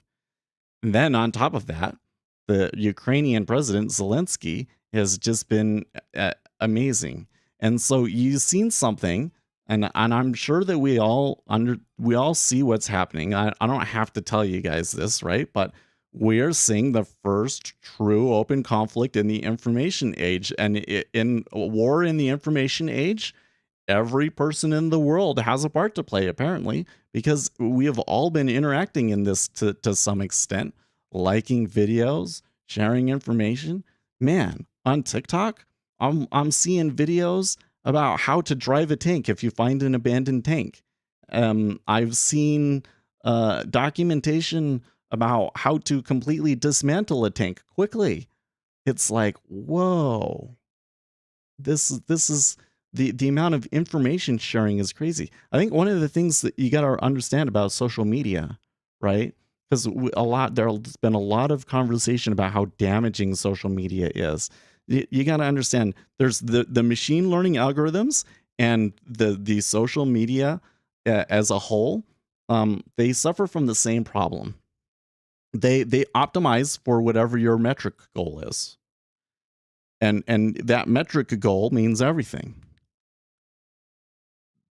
And the systems will optimize towards that metric goal, often to the detriment of other issues. So, what has happened in social media is they've optimized almost purely for engagement. They want to keep people on the website as long as possible, but they don't optimize for quality content. They don't. if there was some sort of a metric that you would put in there where, people could say this is quality content, and that's what it was optimizing for, you would probably get better content on social media. If it punished um, aggravating content, you would see less of it, right? But in the Ukrainian war, what is the objective goal? Defeat the Russians. The objective goal is defeat the Russians. And so people ignore basically what the objective functions of the social media is, and they just share information that's going to be the most useful towards achieving the goal of defeating Russia in the Ukrainian war, right? So here we're seeing the internet at its best, really. And given what we've seen so far, I think you really have to question the efficacy of having an open conflict, or initiating an open conflict, at least. The whole world is turned against Russia. This isn't going to go away. When Russia replaces the Ukrainian government, that's what seems like is likely to happen in the end, although it will be very long and protracted. When that happens, people aren't just going to pull the sanctions. They're going to be like, okay, well, it didn't work. Now you can be a part of the world community again, Russia. No, they are screwed. They are screwed for good, and the PR war is just gonna decimate them. They've so lost the PR war, and I think that China has to be looking at this and going, well, that was a bad idea. Trying to attack into a country where the people really don't want you to be there is a really dumb idea in the information age. In past times, you could get away with it because people didn't know what's going on. But in the information age, the sharing of information is just so complete and so quick and everything that you really just can't get away with it, it seems. And if China were to attack Taiwan, I think that you would see a lot of similar stuff. The West, I think, would act in a fairly united way. There would be a little bit of hedging, but eventually the people of the world would force the right thing to happen, because we would all be watching. I mean, Taiwan is a connected place. We would be seeing all of the tapes and the videos about what's going on and the atrocities and so forth. And the Taiwanese would put up an even bigger fight than the Ukrainians, I think, because they've been preparing this for their whole lives in Taiwan, right?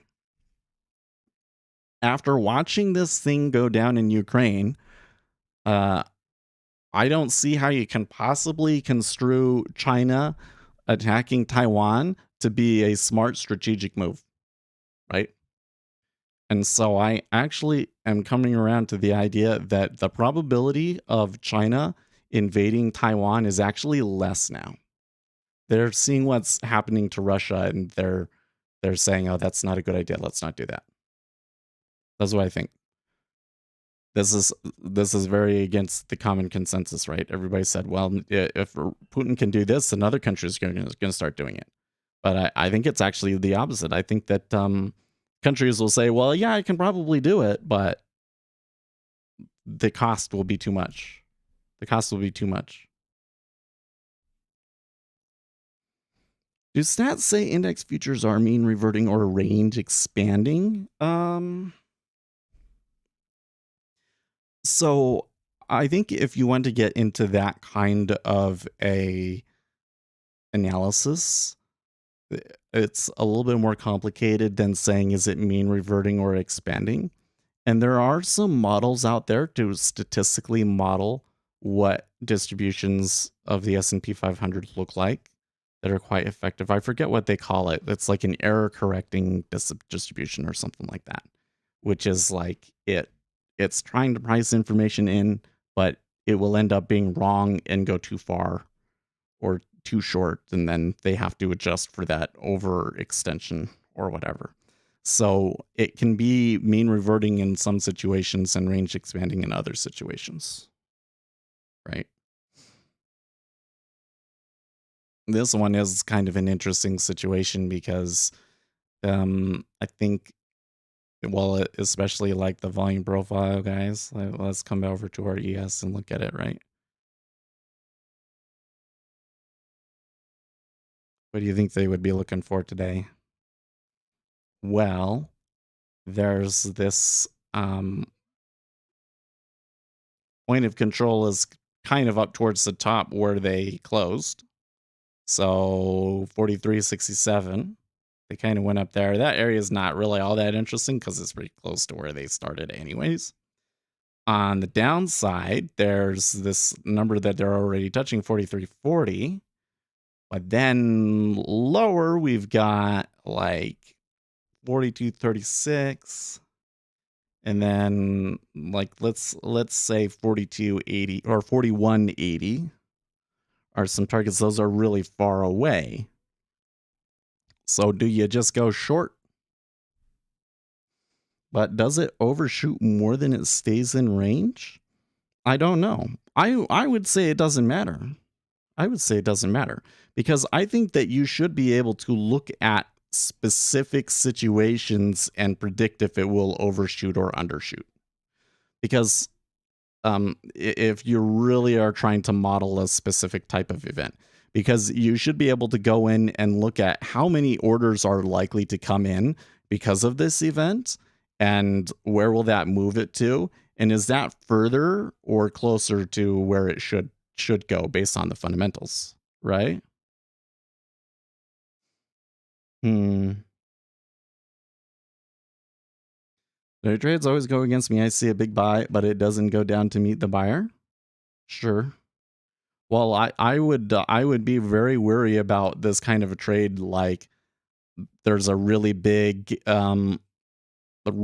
buyer or seller at some point, and trying to trade on the thesis that price is going to go up and meet that guy. A lot of people trade that because they've watched and they've said, oh yeah, it seems like it has a tendency. Like there's a big one at 16.5 right now. Oh, it has a tendency to go up there and touch that 16.5. I've back tested this. I've done a little bit of research on this sort of a thing, and my conclusion was that it's not really very effective at predicting where we're going to go. The market will go through periods where it will always go towards those, and it will go through periods where it always goes away from those. So it's not really this consistent thing that people think that it is. I think that you really kind of just want to look at the situation, and you should be thinking, well, why might that order be there, right? Why would somebody want to sell a ton at 128.16.5? Well, since it's one tick higher than 16, I'm going to guess that is just a set profit target of some sort. Would be my guess. So if we're moving up and they start hitting into it, they can probably very easily go through it. They can very, very easily go through it. If there was a reason that people were buying the treasuries at the moment, I'm not sure I see the reason. The question you should be asking yourself is, why should I trade? Why should we trade? Remember, the market. Hold on, the Squawk is talking.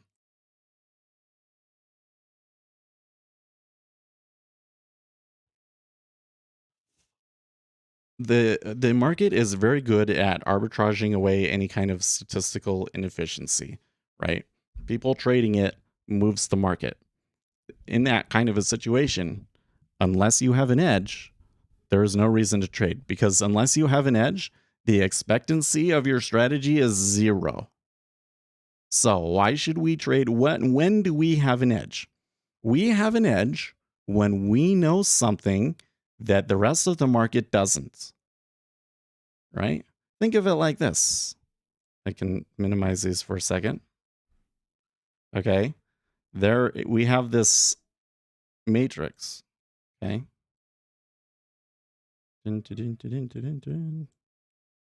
Okay. And this is you, and this is the market. Okay. There are things that you know, and there are things that you don't know, right? So this would be things that This would be things that you know and the market knows, right? I don't think that KK should be the right way of doing it, right? Let's say you know it and the market knows it, right? These are things. Um, so these are things that you know and the market doesn't know, right? These are things that you don't know and the market does know. And these are things that neither of you know, right? So these two right here, the ones where you both know something and you both don't know something, you don't necessarily want to trade because you don't necessarily have an edge over the market, right? The situation where the market knows something and you don't, those are the ones that you got to be careful about. This could be, so for instance, an example of that would be in the 5-year treasury here right now.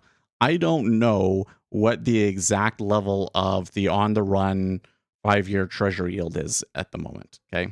Like what the index says or what the yield was on the last transaction that went through. Okay. Could potentially be different than what the micro treasuries are pricing in here. And since there's like a 5-tick spread, it's definitely going to be different. Is the last one that went through, is it closer to the higher end of this or the lower end of this? That sort of a thing, right? I don't know that right now. I know that I don't know that, but the market knows that, right? So that's one. I don't want to trade that one, right? I don't want to trade that one. When nobody knows what's going on, you can trade it, but you just got to realize like it's going to be really volatile, right? That's the kind of situation that we have right now in Ukraine, right? When do we want to trade? The optimal situation to trade is when we know something that the larger market doesn't. Of course, there's probably other people that know things, right? But you can find some situations where the rest of the market is going to ignore that thing, or they're not.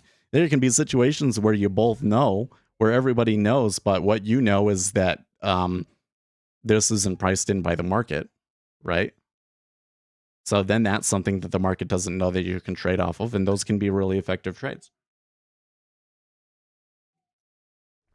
So the question that I would have to you is, what do you know that the market doesn't know? Do you know that there's something likely to happen this morning that could really cool markets off? Do you know something that gives you a pretty good probability of predicting what the manufacturing PMI numbers are going to be? Or do you know something about the manufacturing PMI numbers that were released that will lead to future orders, but that the rest of the market doesn't really realize at the moment? Right? We should only be trading if we think we have an informational edge, right? Now, once we have an informational edge, then we can look at what's going on in the order book and everything that we know about order flow, and we can try and use that to our advantage, right? So now I can come in and I can say, well, what would be a good price, right? Like if I really want to go long here, the treasuries, go long interest rates 1.785. Well, what are some things that we're seeing right now in this current market that might be relevant to that? Well, for starters, we know that liquidity is pretty light, but it has improved. They've gotten back to 1200s and 1500s. Okay. But overall, like anything below 2000 is pretty slippery. Okay. So that's the first thing is we know if we're going to take a trade and we really have something that tells us that interest rates are going to rise here today, right? We should understand that just from random chance, there's a really good probability that they could touch 1.770 at some point, right? It would only be another little hop and skip there, right? So the 1.78 would have been okay. 1.79, it's probably okay. A5 is probably okay. I think A5 would be fair. A5 would probably be fair. By the way, crude oil is getting hammered here for some reason.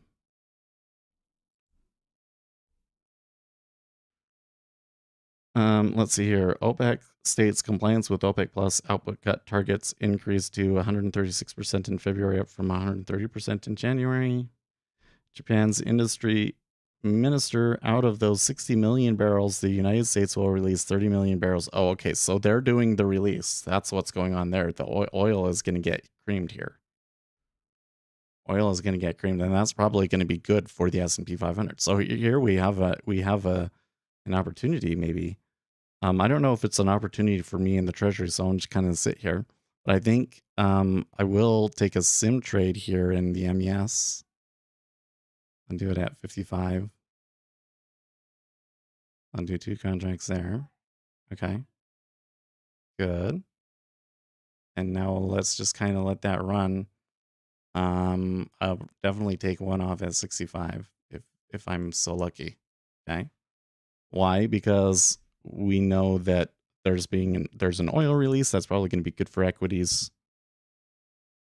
Will it lead to enough orders to get our 65? I'm not so sure, but the market is so illiquid right now. I think that we have a pretty good chance of catching it. Right?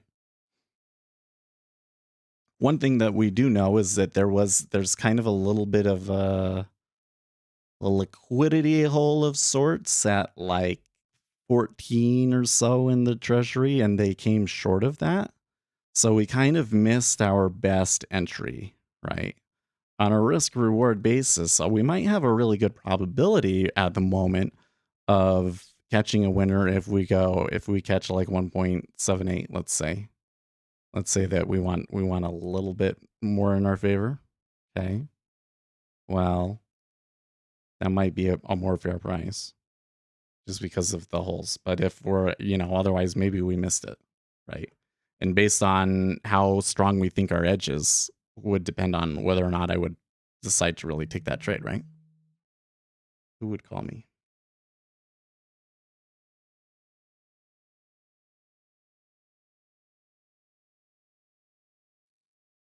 Well, oil was at 102.5. Now this news, I'm sure, probably brings us back to 100 where we were, right? It does not matter if you're Donald Trump here because then you know everything. Right? So all of this stuff that we look at in the order book and everything, it only matters once we have a larger edge. Because you got to understand, like for instance, if I am going to take a trade, so I already talked about the liquidity holes, right? The next thing is if I am going to take a trade, in this situation, I prefer to take a market order, really. If I really think that I have a strong informational edge, I like to take it with a market order. And so I'm going to try and catch the edge. So right now at 090 is going back and forth quite a bit, right? So if I'm going to buy the treasury here, I'm going to go for 090, right? I'm going to try and get filled there at 090. Or I might have, I suppose I could hit 0.9 now at this point, right? But I want to try and engineer it so that when I hit into it, it's ticking up on me, right? It's a tiny little thing, but it does help your trade out. It does help you minimize adverse ticks against you and so forth, right? If we had taken that, okay, we maybe would have gotten 2 ticks already. Would have been good. I don't know if we continue to move up or not. You could if your edge was set well, this is only going to be good for like 2 or 3 ticks, then you could maybe take it off here at this point, right? Or maybe your edge is just in this case, you could say that I'm good enough at catching the edge that I can take a tick because it's so illiquid. You could. I would never trade this sledge fest. Yeah, I'm not trading it with a live order, I tell you that much. I'm still kind of watching this this yield. The thing is that for most of our session, the yield that has kind of been risk off.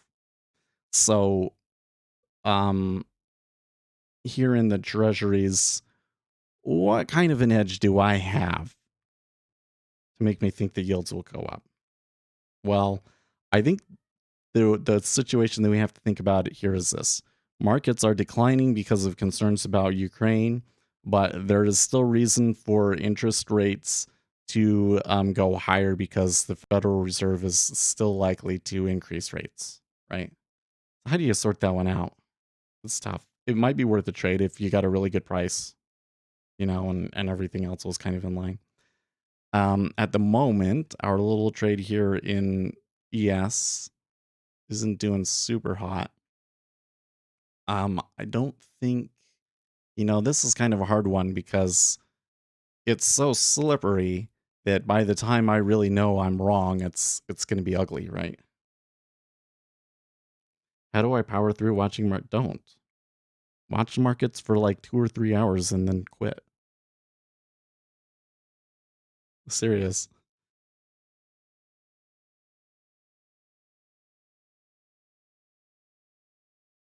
Do you recommend any good I can recommend all the good techno music.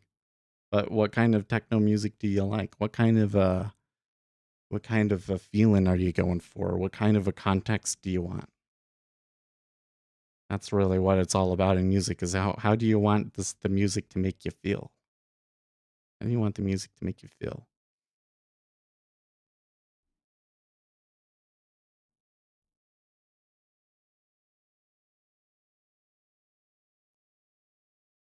Zappy and edgy and awake? Okay. So like I don't know what your preferences are, but if I wanted to wake myself up, I would listen to Warp 1.6 by Steve Aoki. That's that's my get amped up song. Oh yeah. Okay, what futures platform do you recommend to someone new to futures? Well, so my favorite platform is Jigsaw. Okay. When you say new to futures is kind of like, well, okay. There's a pretty steep learning curve with trading order flow, but I really think if you're going to trade futures that you need to understand order flow to some extent and you need to have a good DOM. And Jigsaw has the best DOM. And they also have some really good education resources that come with the platform when you buy it. You could it comes with the basic training, and then you can pay a little bit extra for some more advanced training. I've never taken those, but I hear they're good. And Jigsaw is reasonably priced, but there is a monthly fee. Okay, there is like a $50 monthly live trading license or something like that, right? That's my favorite platform. The other platform that I use is NinjaTrader 8. So if you've never touched futures before, ever, and you just want to try like a demo account, what I would recommend is go to NinjaTrader and start a NinjaTrader demo account to see what the tools are like. And you'll very quickly pick up on how futures are a little bit different from other kinds of securities.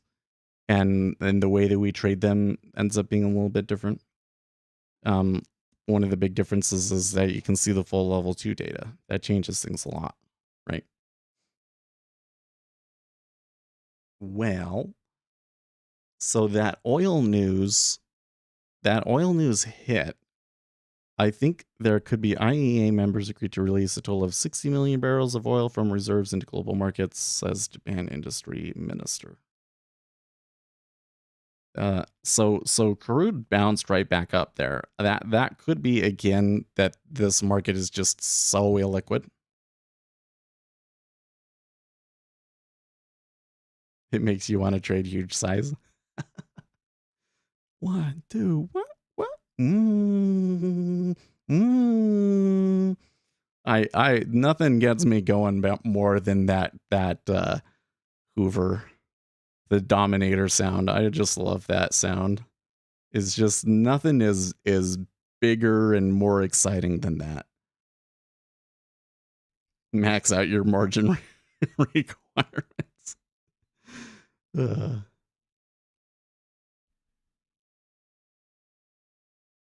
Okay, well, how big of a leash should we give this thing? I'm thinking that already it moving back the way that it has is kind of breaking my expectations. So I'm kind of thinking let's just flat right here and take $150 loss. We were wrong in that situation and we didn't really actually have an edge, right?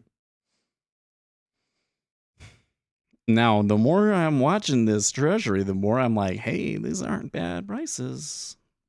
These aren't bad prices if I want to buy yields.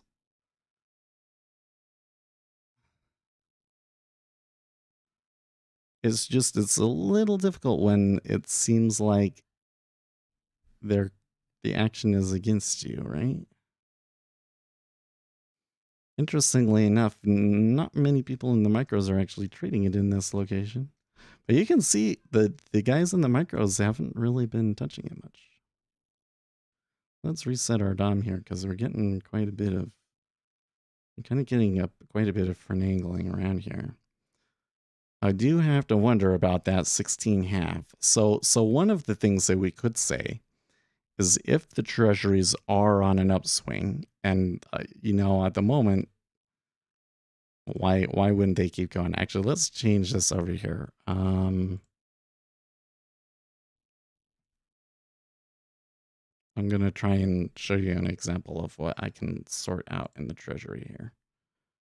Okay, so first of all, there is a little bit of a hole here between 13 and 13 half that I can probably take advantage of, right? Come on. Thank you. Nope, that's not what I wanted. Just that one.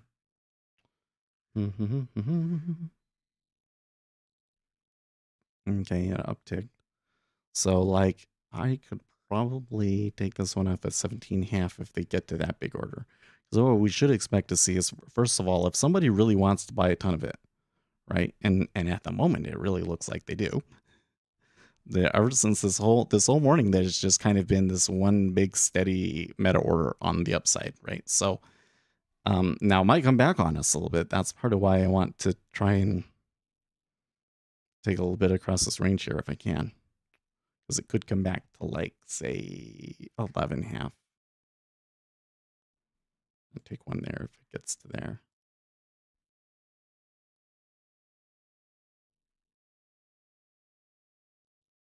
A friend of mine trades the news and he said he is making money from Powell's fear facial cues. What?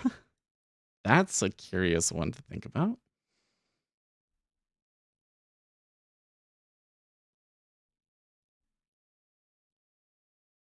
Okay. So they did end up coming over and tagging me.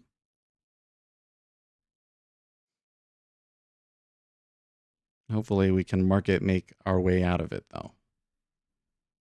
Let me give ourselves let's give ourselves 10 contracts for this example, okay?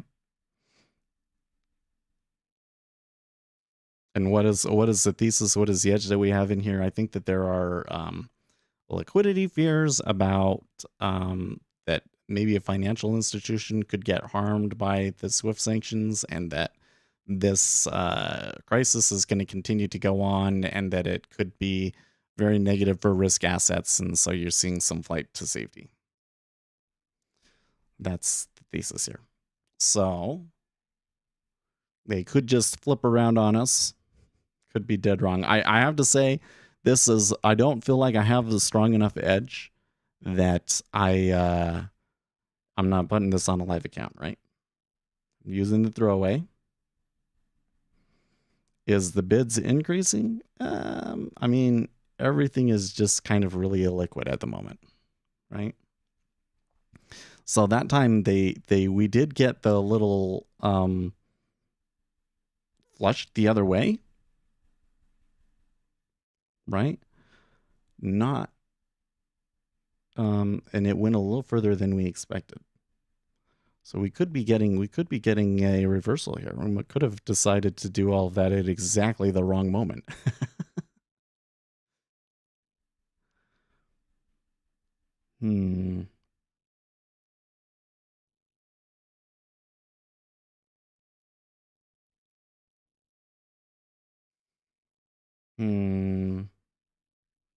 What is Taleb saying about Bitcoin here?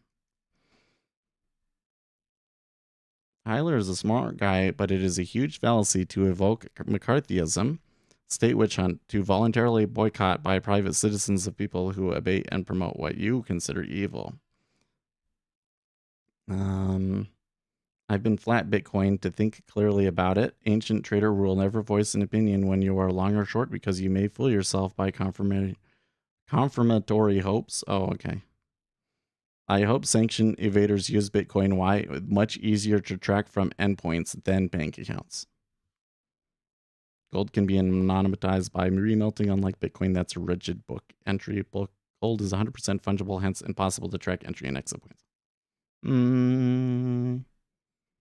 You can make it hard to track.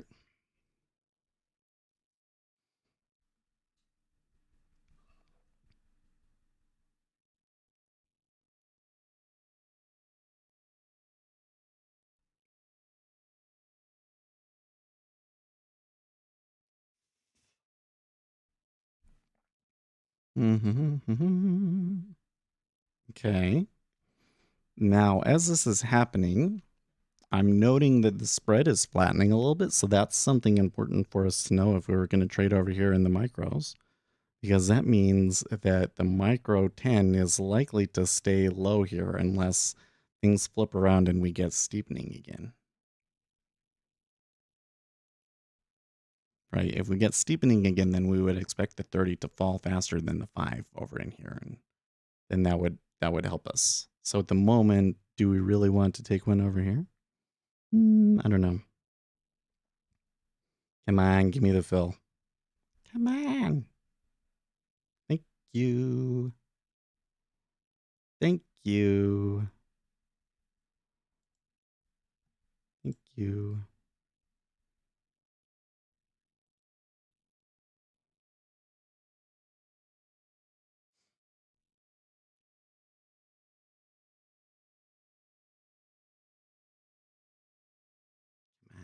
Come on.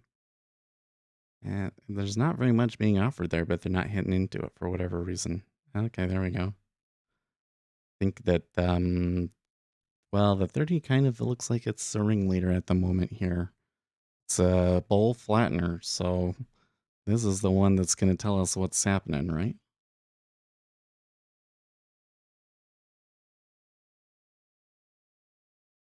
Coinbase says at this time we will not institute a blanket ban on all Coinbase transactions involving Russian addresses. Yeah, of course. Of course. Hey, GT350, how's it going?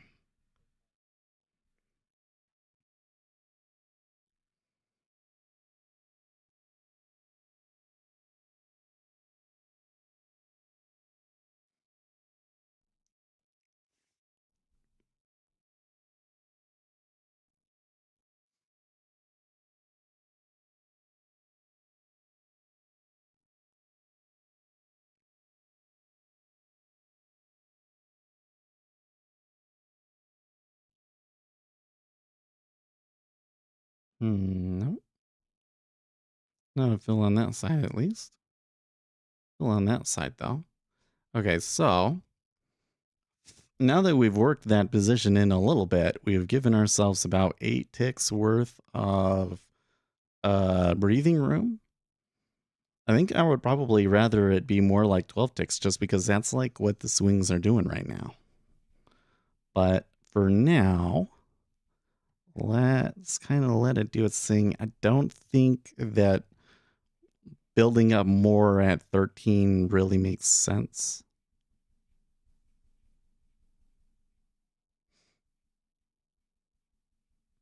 You love oil, says GT350. Dude, oil is doing insane shit right now. There has got to be I mean, come on. They dropped basically $2 and then immediately swung right back up. The liquidity over there in oil must be awful right now. You look at the treasuries over here, how bad it is in treasuries. I can only imagine how bad it must be in oil. Shall we take a look? Let's take a look.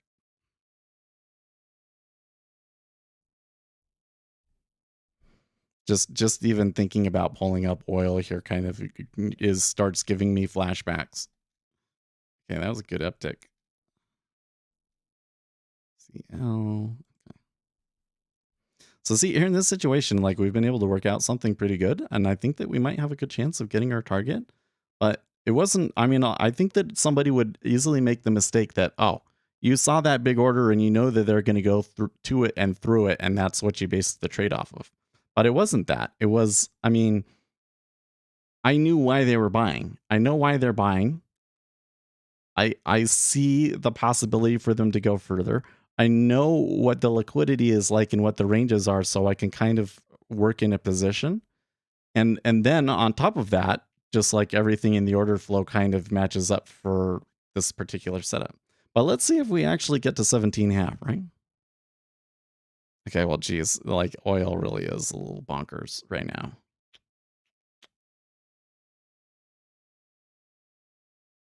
The liquidity is actually not that bad for oil. I think that in a normal market you get like 30s. There is like 130 out there, so the liquidity is a little bit lighter, but it's not like a disaster over there. But that kind of means that these really big sweeps that they're having are really just happening because there is a lot of money playing the oil market right now. So that's curious. I suppose, though, given the geopolitical tensions, that probably the most direct way to trade it would be oil, right?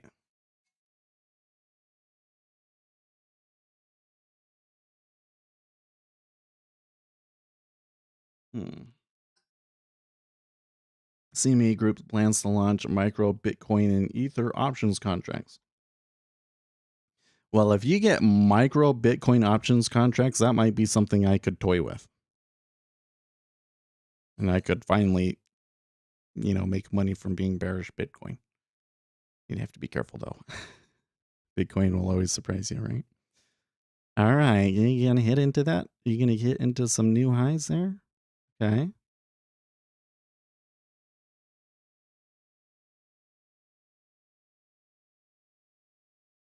I think on a longer term basis, I can see myself buying the micro treasuries, but I'm going to need to see some sort of a change in the market to really justify doing that. So right now, the volume is really all going one way.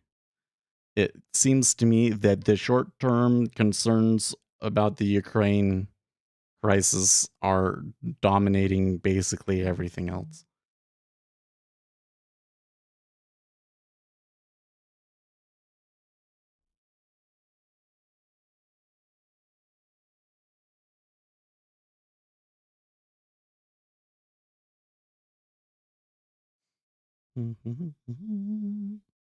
Man, the treasuries are getting the S&P 500 is just getting mauled here.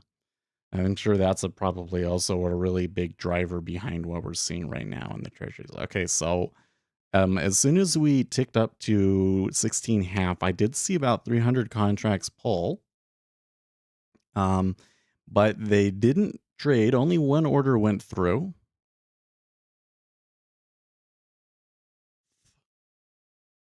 Was that one of you guys? If you bought 16 half in the 10-year, raise your hand. Was that you? Was that you, Uzi? From your experience, which broker do you find to be the best for commissions? Well, the cheapest commissions is always AMP. That's pretty easy. I'm not gonna say AMP is the best broker. You get what you pay for. The whole broker business is kind of a shitty business, to be honest. Like, you sit down and you think about it, and you're like, well, if I really like trading and I really want to make money, um, consistently, why don't I just be a broker? Well, I'll tell you why. Because being a broker is a shitty business. How do you show to people that you're worth using compared to everybody else? Okay, so they traded 2,500 to clear it. There's 4,000. Wow. They traded 4,000 at 16 half, and they traded 700 at 17. Like somebody just slammed a ton of volume through there. So somebody really uh, is taking advantage of it. Okay, I can get my fill there. I could probably lift it up in another tick or two. Yeah, okay, so now I'm getting reloading at 17. So that's gonna fill us. Yeah, tick up, tick up, tick up. Yeah, see, I probably 18 probably would have been a little bit better. In this situation, we could just continue to watch the reloading and wait for some really, really big icebergs. Now there's a big order up at 21. That one's far enough away that I don't think I want to worry about it too much. We did get to below 1.75 in the 10-year, so that's kind of a key price that might change some people's um calculations, let's say, right? Okay, so 18 is it that I would have taken it off at 18. Um, oh, actually, no, I take that back. There's just about 2,000 trading there at 18 now. So I think that what we should really be looking at it as is possible. I haven't seen a really big trade yet. Let's wait for a really big trade. What we want to see is a really big trade. They lifted that pretty easily. I would want to see a really big trade and then like a 4-tick range around that. Something like that. Can you show us the settings for the heat map? Sure. Well, if I just expand it here a little bit, you can see I'm using a 10-second interval. I think those are seconds, right? Interval width 2, circle turner 6, depth turner 1, and depth scope 10. And then if you come into here,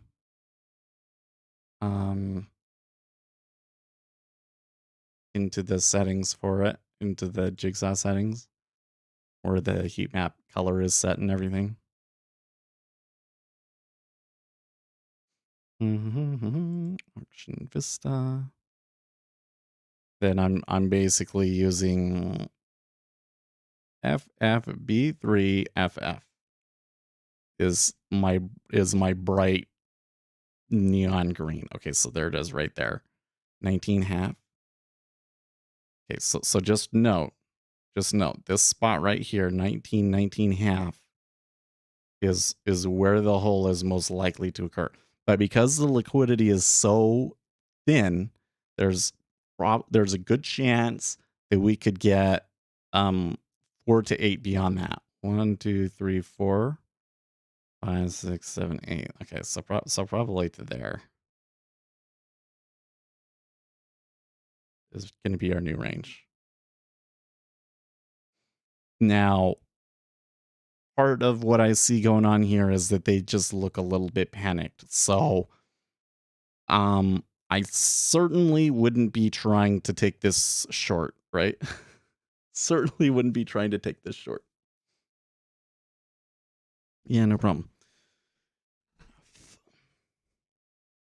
I really like the green though. It's just you can discern different shades of green a lot more easily than you can other colors.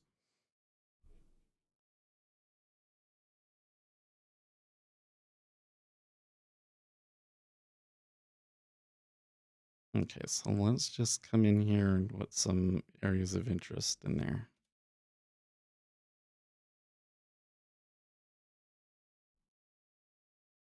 U.S. official, there is no sign that Belarus is sending troops to Ukraine. That's curious.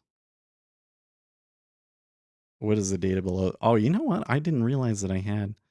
So this one down at the bottom is like a depth map that shows what the cumulative bids are compared to the cumulative asks.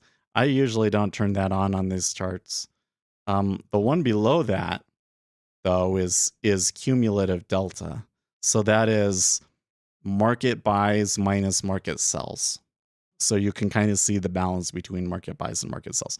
Generally speaking, you're going to see that these two correlate with each other fairly closely, but that's not always the case. A lot of people like to look at differences between them. Like, for instance, in this case, here was a higher high, higher low, and here in the micro, or in the what do I say? The order flow was still getting almost to the same level. So there's some sort of weakness in price, even though the market orders are coming through. And a divergence might be a place to trade. But I just have to warn you, they don't have to go where the market orders are going, because they can use the market orders or the limit orders. And this is not the primary market. It's an index, rather. This is an index.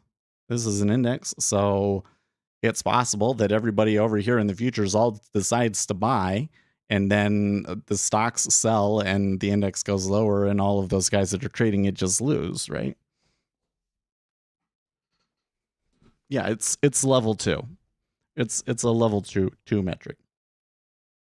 I don't turn that one on over on this chart because I mean, I watch it on the DOM personally. I have some of my own histograms like that built in NinjaTrader. So if I'm doing like an automated strategy of some sort, then I'll use that information. But what I've found from doing it is that the rules that you would want to use based on hold on a second. I'm looking at 17 here and thinking, okay, so by the way, do you know here in the treasury? Look, I said here's the interest area. I identified the prices very, very early on. It went 2 ticks above that and then reversed lower. 17 is a little bit lower than I would have expected. If I was really, really interested in buying it, and I have to say, given the price that we're at, I'm not so sure that I can really justify being long in the treasuries anymore. That was like a breakout higher in the 30-year and in the 10-year, not in the 5-year. I think that we're probably going to cool off here a little bit. In fact, now might be a good time for our well, it's probably a little bit too late. I'm feeling really I'm feeling nah. You know what? If it was earlier in the day, I think that I would maybe have gone long at 1.75, but we're so close. Now look, we're already get 10 on it. Okay, we're so close to when I tend to shut down that it's probably not worth it for me to try and take a live trade. Okay. Plus, we played it over here in the real treasuries with a sim account, and we played it just absolutely beautifully, right? How am I able to do that? How am I able to do that? Just remember the how liquidity holes form. If you have can you do this? Or no, well, there was a question first. Biden warning oil companies not to raise prices on consumer. What a yeah, that's his way of trying to control oil prices is so silly. Oh yeah, we are talking about level 2. Anyways, what I found was that way of displaying level 2, it's how you use it is really complicated. Like I really think that you need like a hidden Markov model sort of machine learning program to sort out when you should use that. And you would probably have to look at it with the other one, which shows stacking and pulling as well. So, you know, that's why I don't put this on the chart, even though it's kind of cool. And if you filter it right, you can see things that might seem useful to you. But overall, I view it more as just a cool toy. Anyways, so what was I going to say? If you have an auction every 5 minutes, everybody puts their limit orders in, and then we do an auction. There's going to be some group of people that want to buy, and there's going to be some group of people that want to sell, right? And these people right here in the middle are going to be the people that get filled. So the volume profile after that is going to look like this, right? Now, what happens after that is that these people, they're all filled. They took the trades that they wanted, so they're not going to be in there anymore. So next time that it trades, what's going to happen? These guys right here and these guys, this area right here and this area right here, they're still going to be there, right? So you're going to get something like this. You're going to get something like this and like this just from the orders that didn't get filled last time. And then maybe there's some new orders that come in. Those new orders are more likely to come in near the price where everybody traded, right? So the next set of orders kind of ends up looking like this. Right? Liquidity hole. What creates the liquidity hole? Lots of people trading it all at the same time, creating a bunch of positions from that location, or nobody wanting to trade it at all. But the end result is that after that, the latent liquidity in that location ends up being less. Latent meaning it's not what you're seeing resting. It's like what happens as it trades. So you would look at like how many limit orders trade in that area in the end, or like in the middle here, how many traded each price, right? So well, how did we pull off that trade that we demonstrated today? Well, first of all, we understood what the market was doing, that there is risk off sentiment in the market today, that the S&P 500 is continuing to fall, and we're starting to see increased activity in the 10-year treasury, right? So we think that we have an edge. We know which way it's going to go, and we're starting to see some order flow confirming it. Like we're starting to see the market kind of churn up, right? So I would come in and I start to take a position. Now the thing that I realize is that we're so illiquid, we're trading like 8 tick ranges. So when I took that trade, I did some market making. I said, okay, the bid here and the offer here are both really, really low. I should be able to get filled on both sides of that. So I did that a bunch of times until I had made like 8 ticks, and then I let it go. Cool. It worked out. We were right. And we had a large order that we, at 16.5, that we were pretty confident that they were going to blow through, and they did. Because we knew how many orders were coming into the market or were likely to come into the market if they made that push up, that there was no way that 16.5 was going to stand a chance. And then we got filled at 17.5. I just took that because my only plan was to see that order get taken out and see them sweep through there. Because when you go through a big order, there's usually a little bit of a pop afterwards if you get through it. Okay. So that's all I was trying to do, was get the pop. But it kept going. And then what did we see? We saw a lot of volume trade at 19 and 19.5 very quickly. Some particularly large orders. So what does that mean? It means that all of the people that wanted to trade, they already traded there. There's going to be a liquidity hole here. Okay. So if there's a liquidity hole here, that means that if they move up, they're going to run into more limit sell orders. And if they move down, they're going to run into more limit buy orders. So what happens? They're going to get stuck here. They're going to get stuck here. Now, can you formulate a trade based purely on that? You could have. I mean, you could have come when it came back down to like 16. You could have said, "Oh yeah, I'll buy it because it's going to go back to 19." That's something that you can do. It works out sometimes. Actually, in this kind of situation, like in the aftermath after a really big push up, like it's very, very rare. I don't know. Like here's the thing: is you could get, if we're coming in and draw the chart, you could get this, right? But what's more likely to happen is you get this, ching, and then down, right? Why? Because you have the liquidity hole. They get sucked back up. First they come back down because of the liquidity hole that they've left behind them by moving up so quickly, and then they get sucked back up into the liquidity hole that's created by all of the positions that were created up there, right? This is why. Have you ever noticed you take a trade, it seems like the market is moving, and then as soon as you decide to trade it, it doesn't move anymore? You ever noticed that? I always just thought that that's got to be selection bias. Like I'm only noticing it when I'm doing, but that's not what it actually tends to do. So every time I take a trade, it's like it's trending, and all of a sudden, as soon as I take it, it's not trending anymore. What's with that? Well, by the time that you think that you want to take a trade is the same time that everybody else wants to take a trade.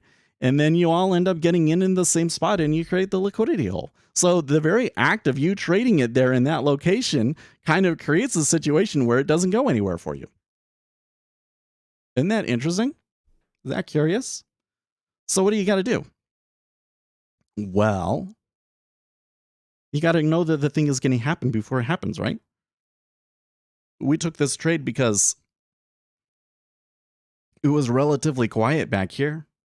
It wasn't really doing anything all that interesting at 12. It wasn't doing anything really all that interesting at 12. In fact, it was just kind of like slowly, we're like, okay, look, we can take advantages of these zigzags and work a position out on here on the theory that it's going to come up to the 17.5, right?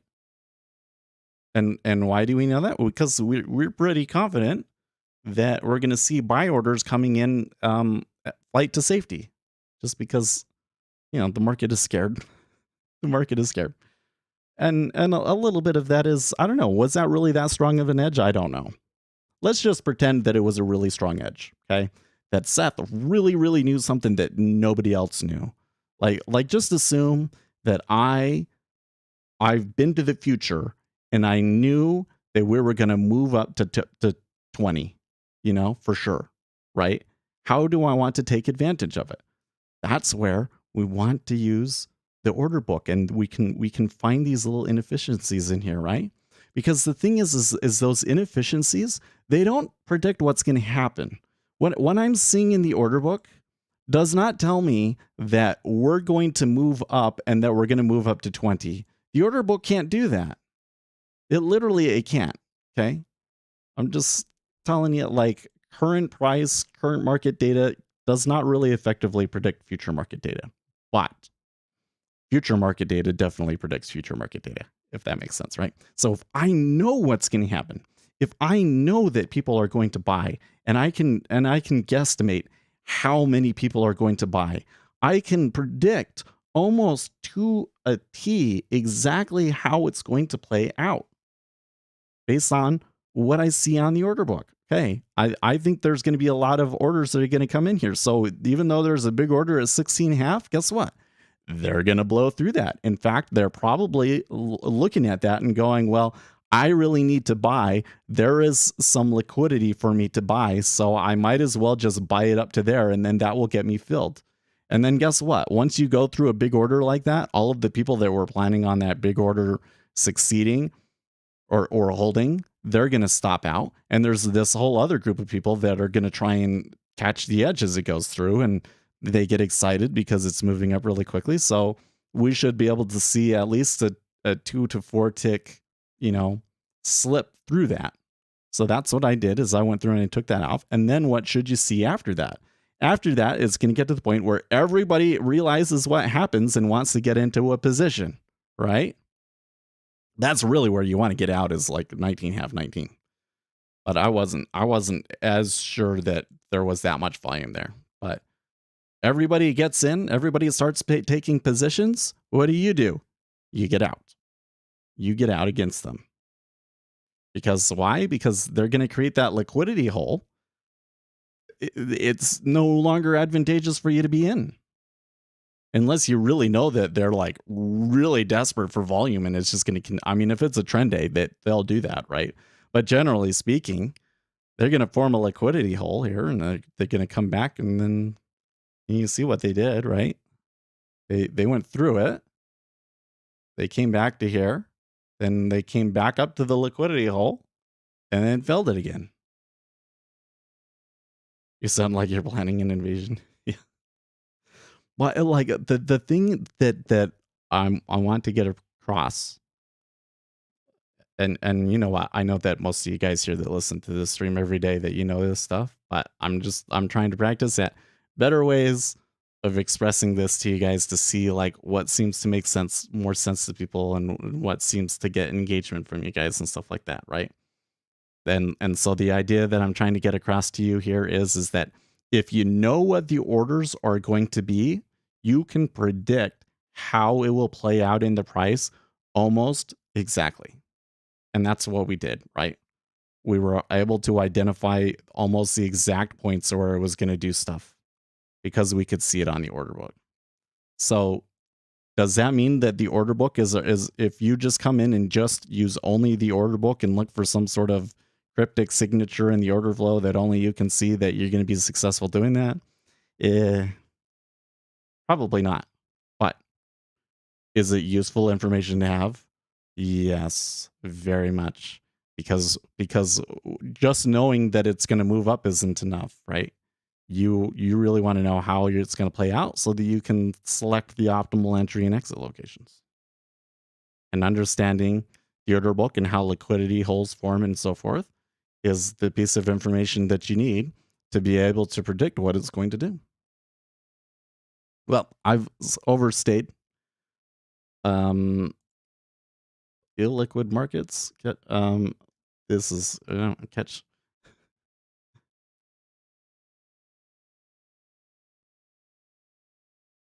Illiquid markets as Ukraine tensions escalate.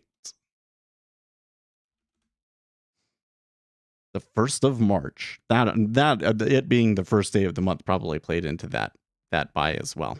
I didn't even think about that. But hey, guys, stay profitable, friends.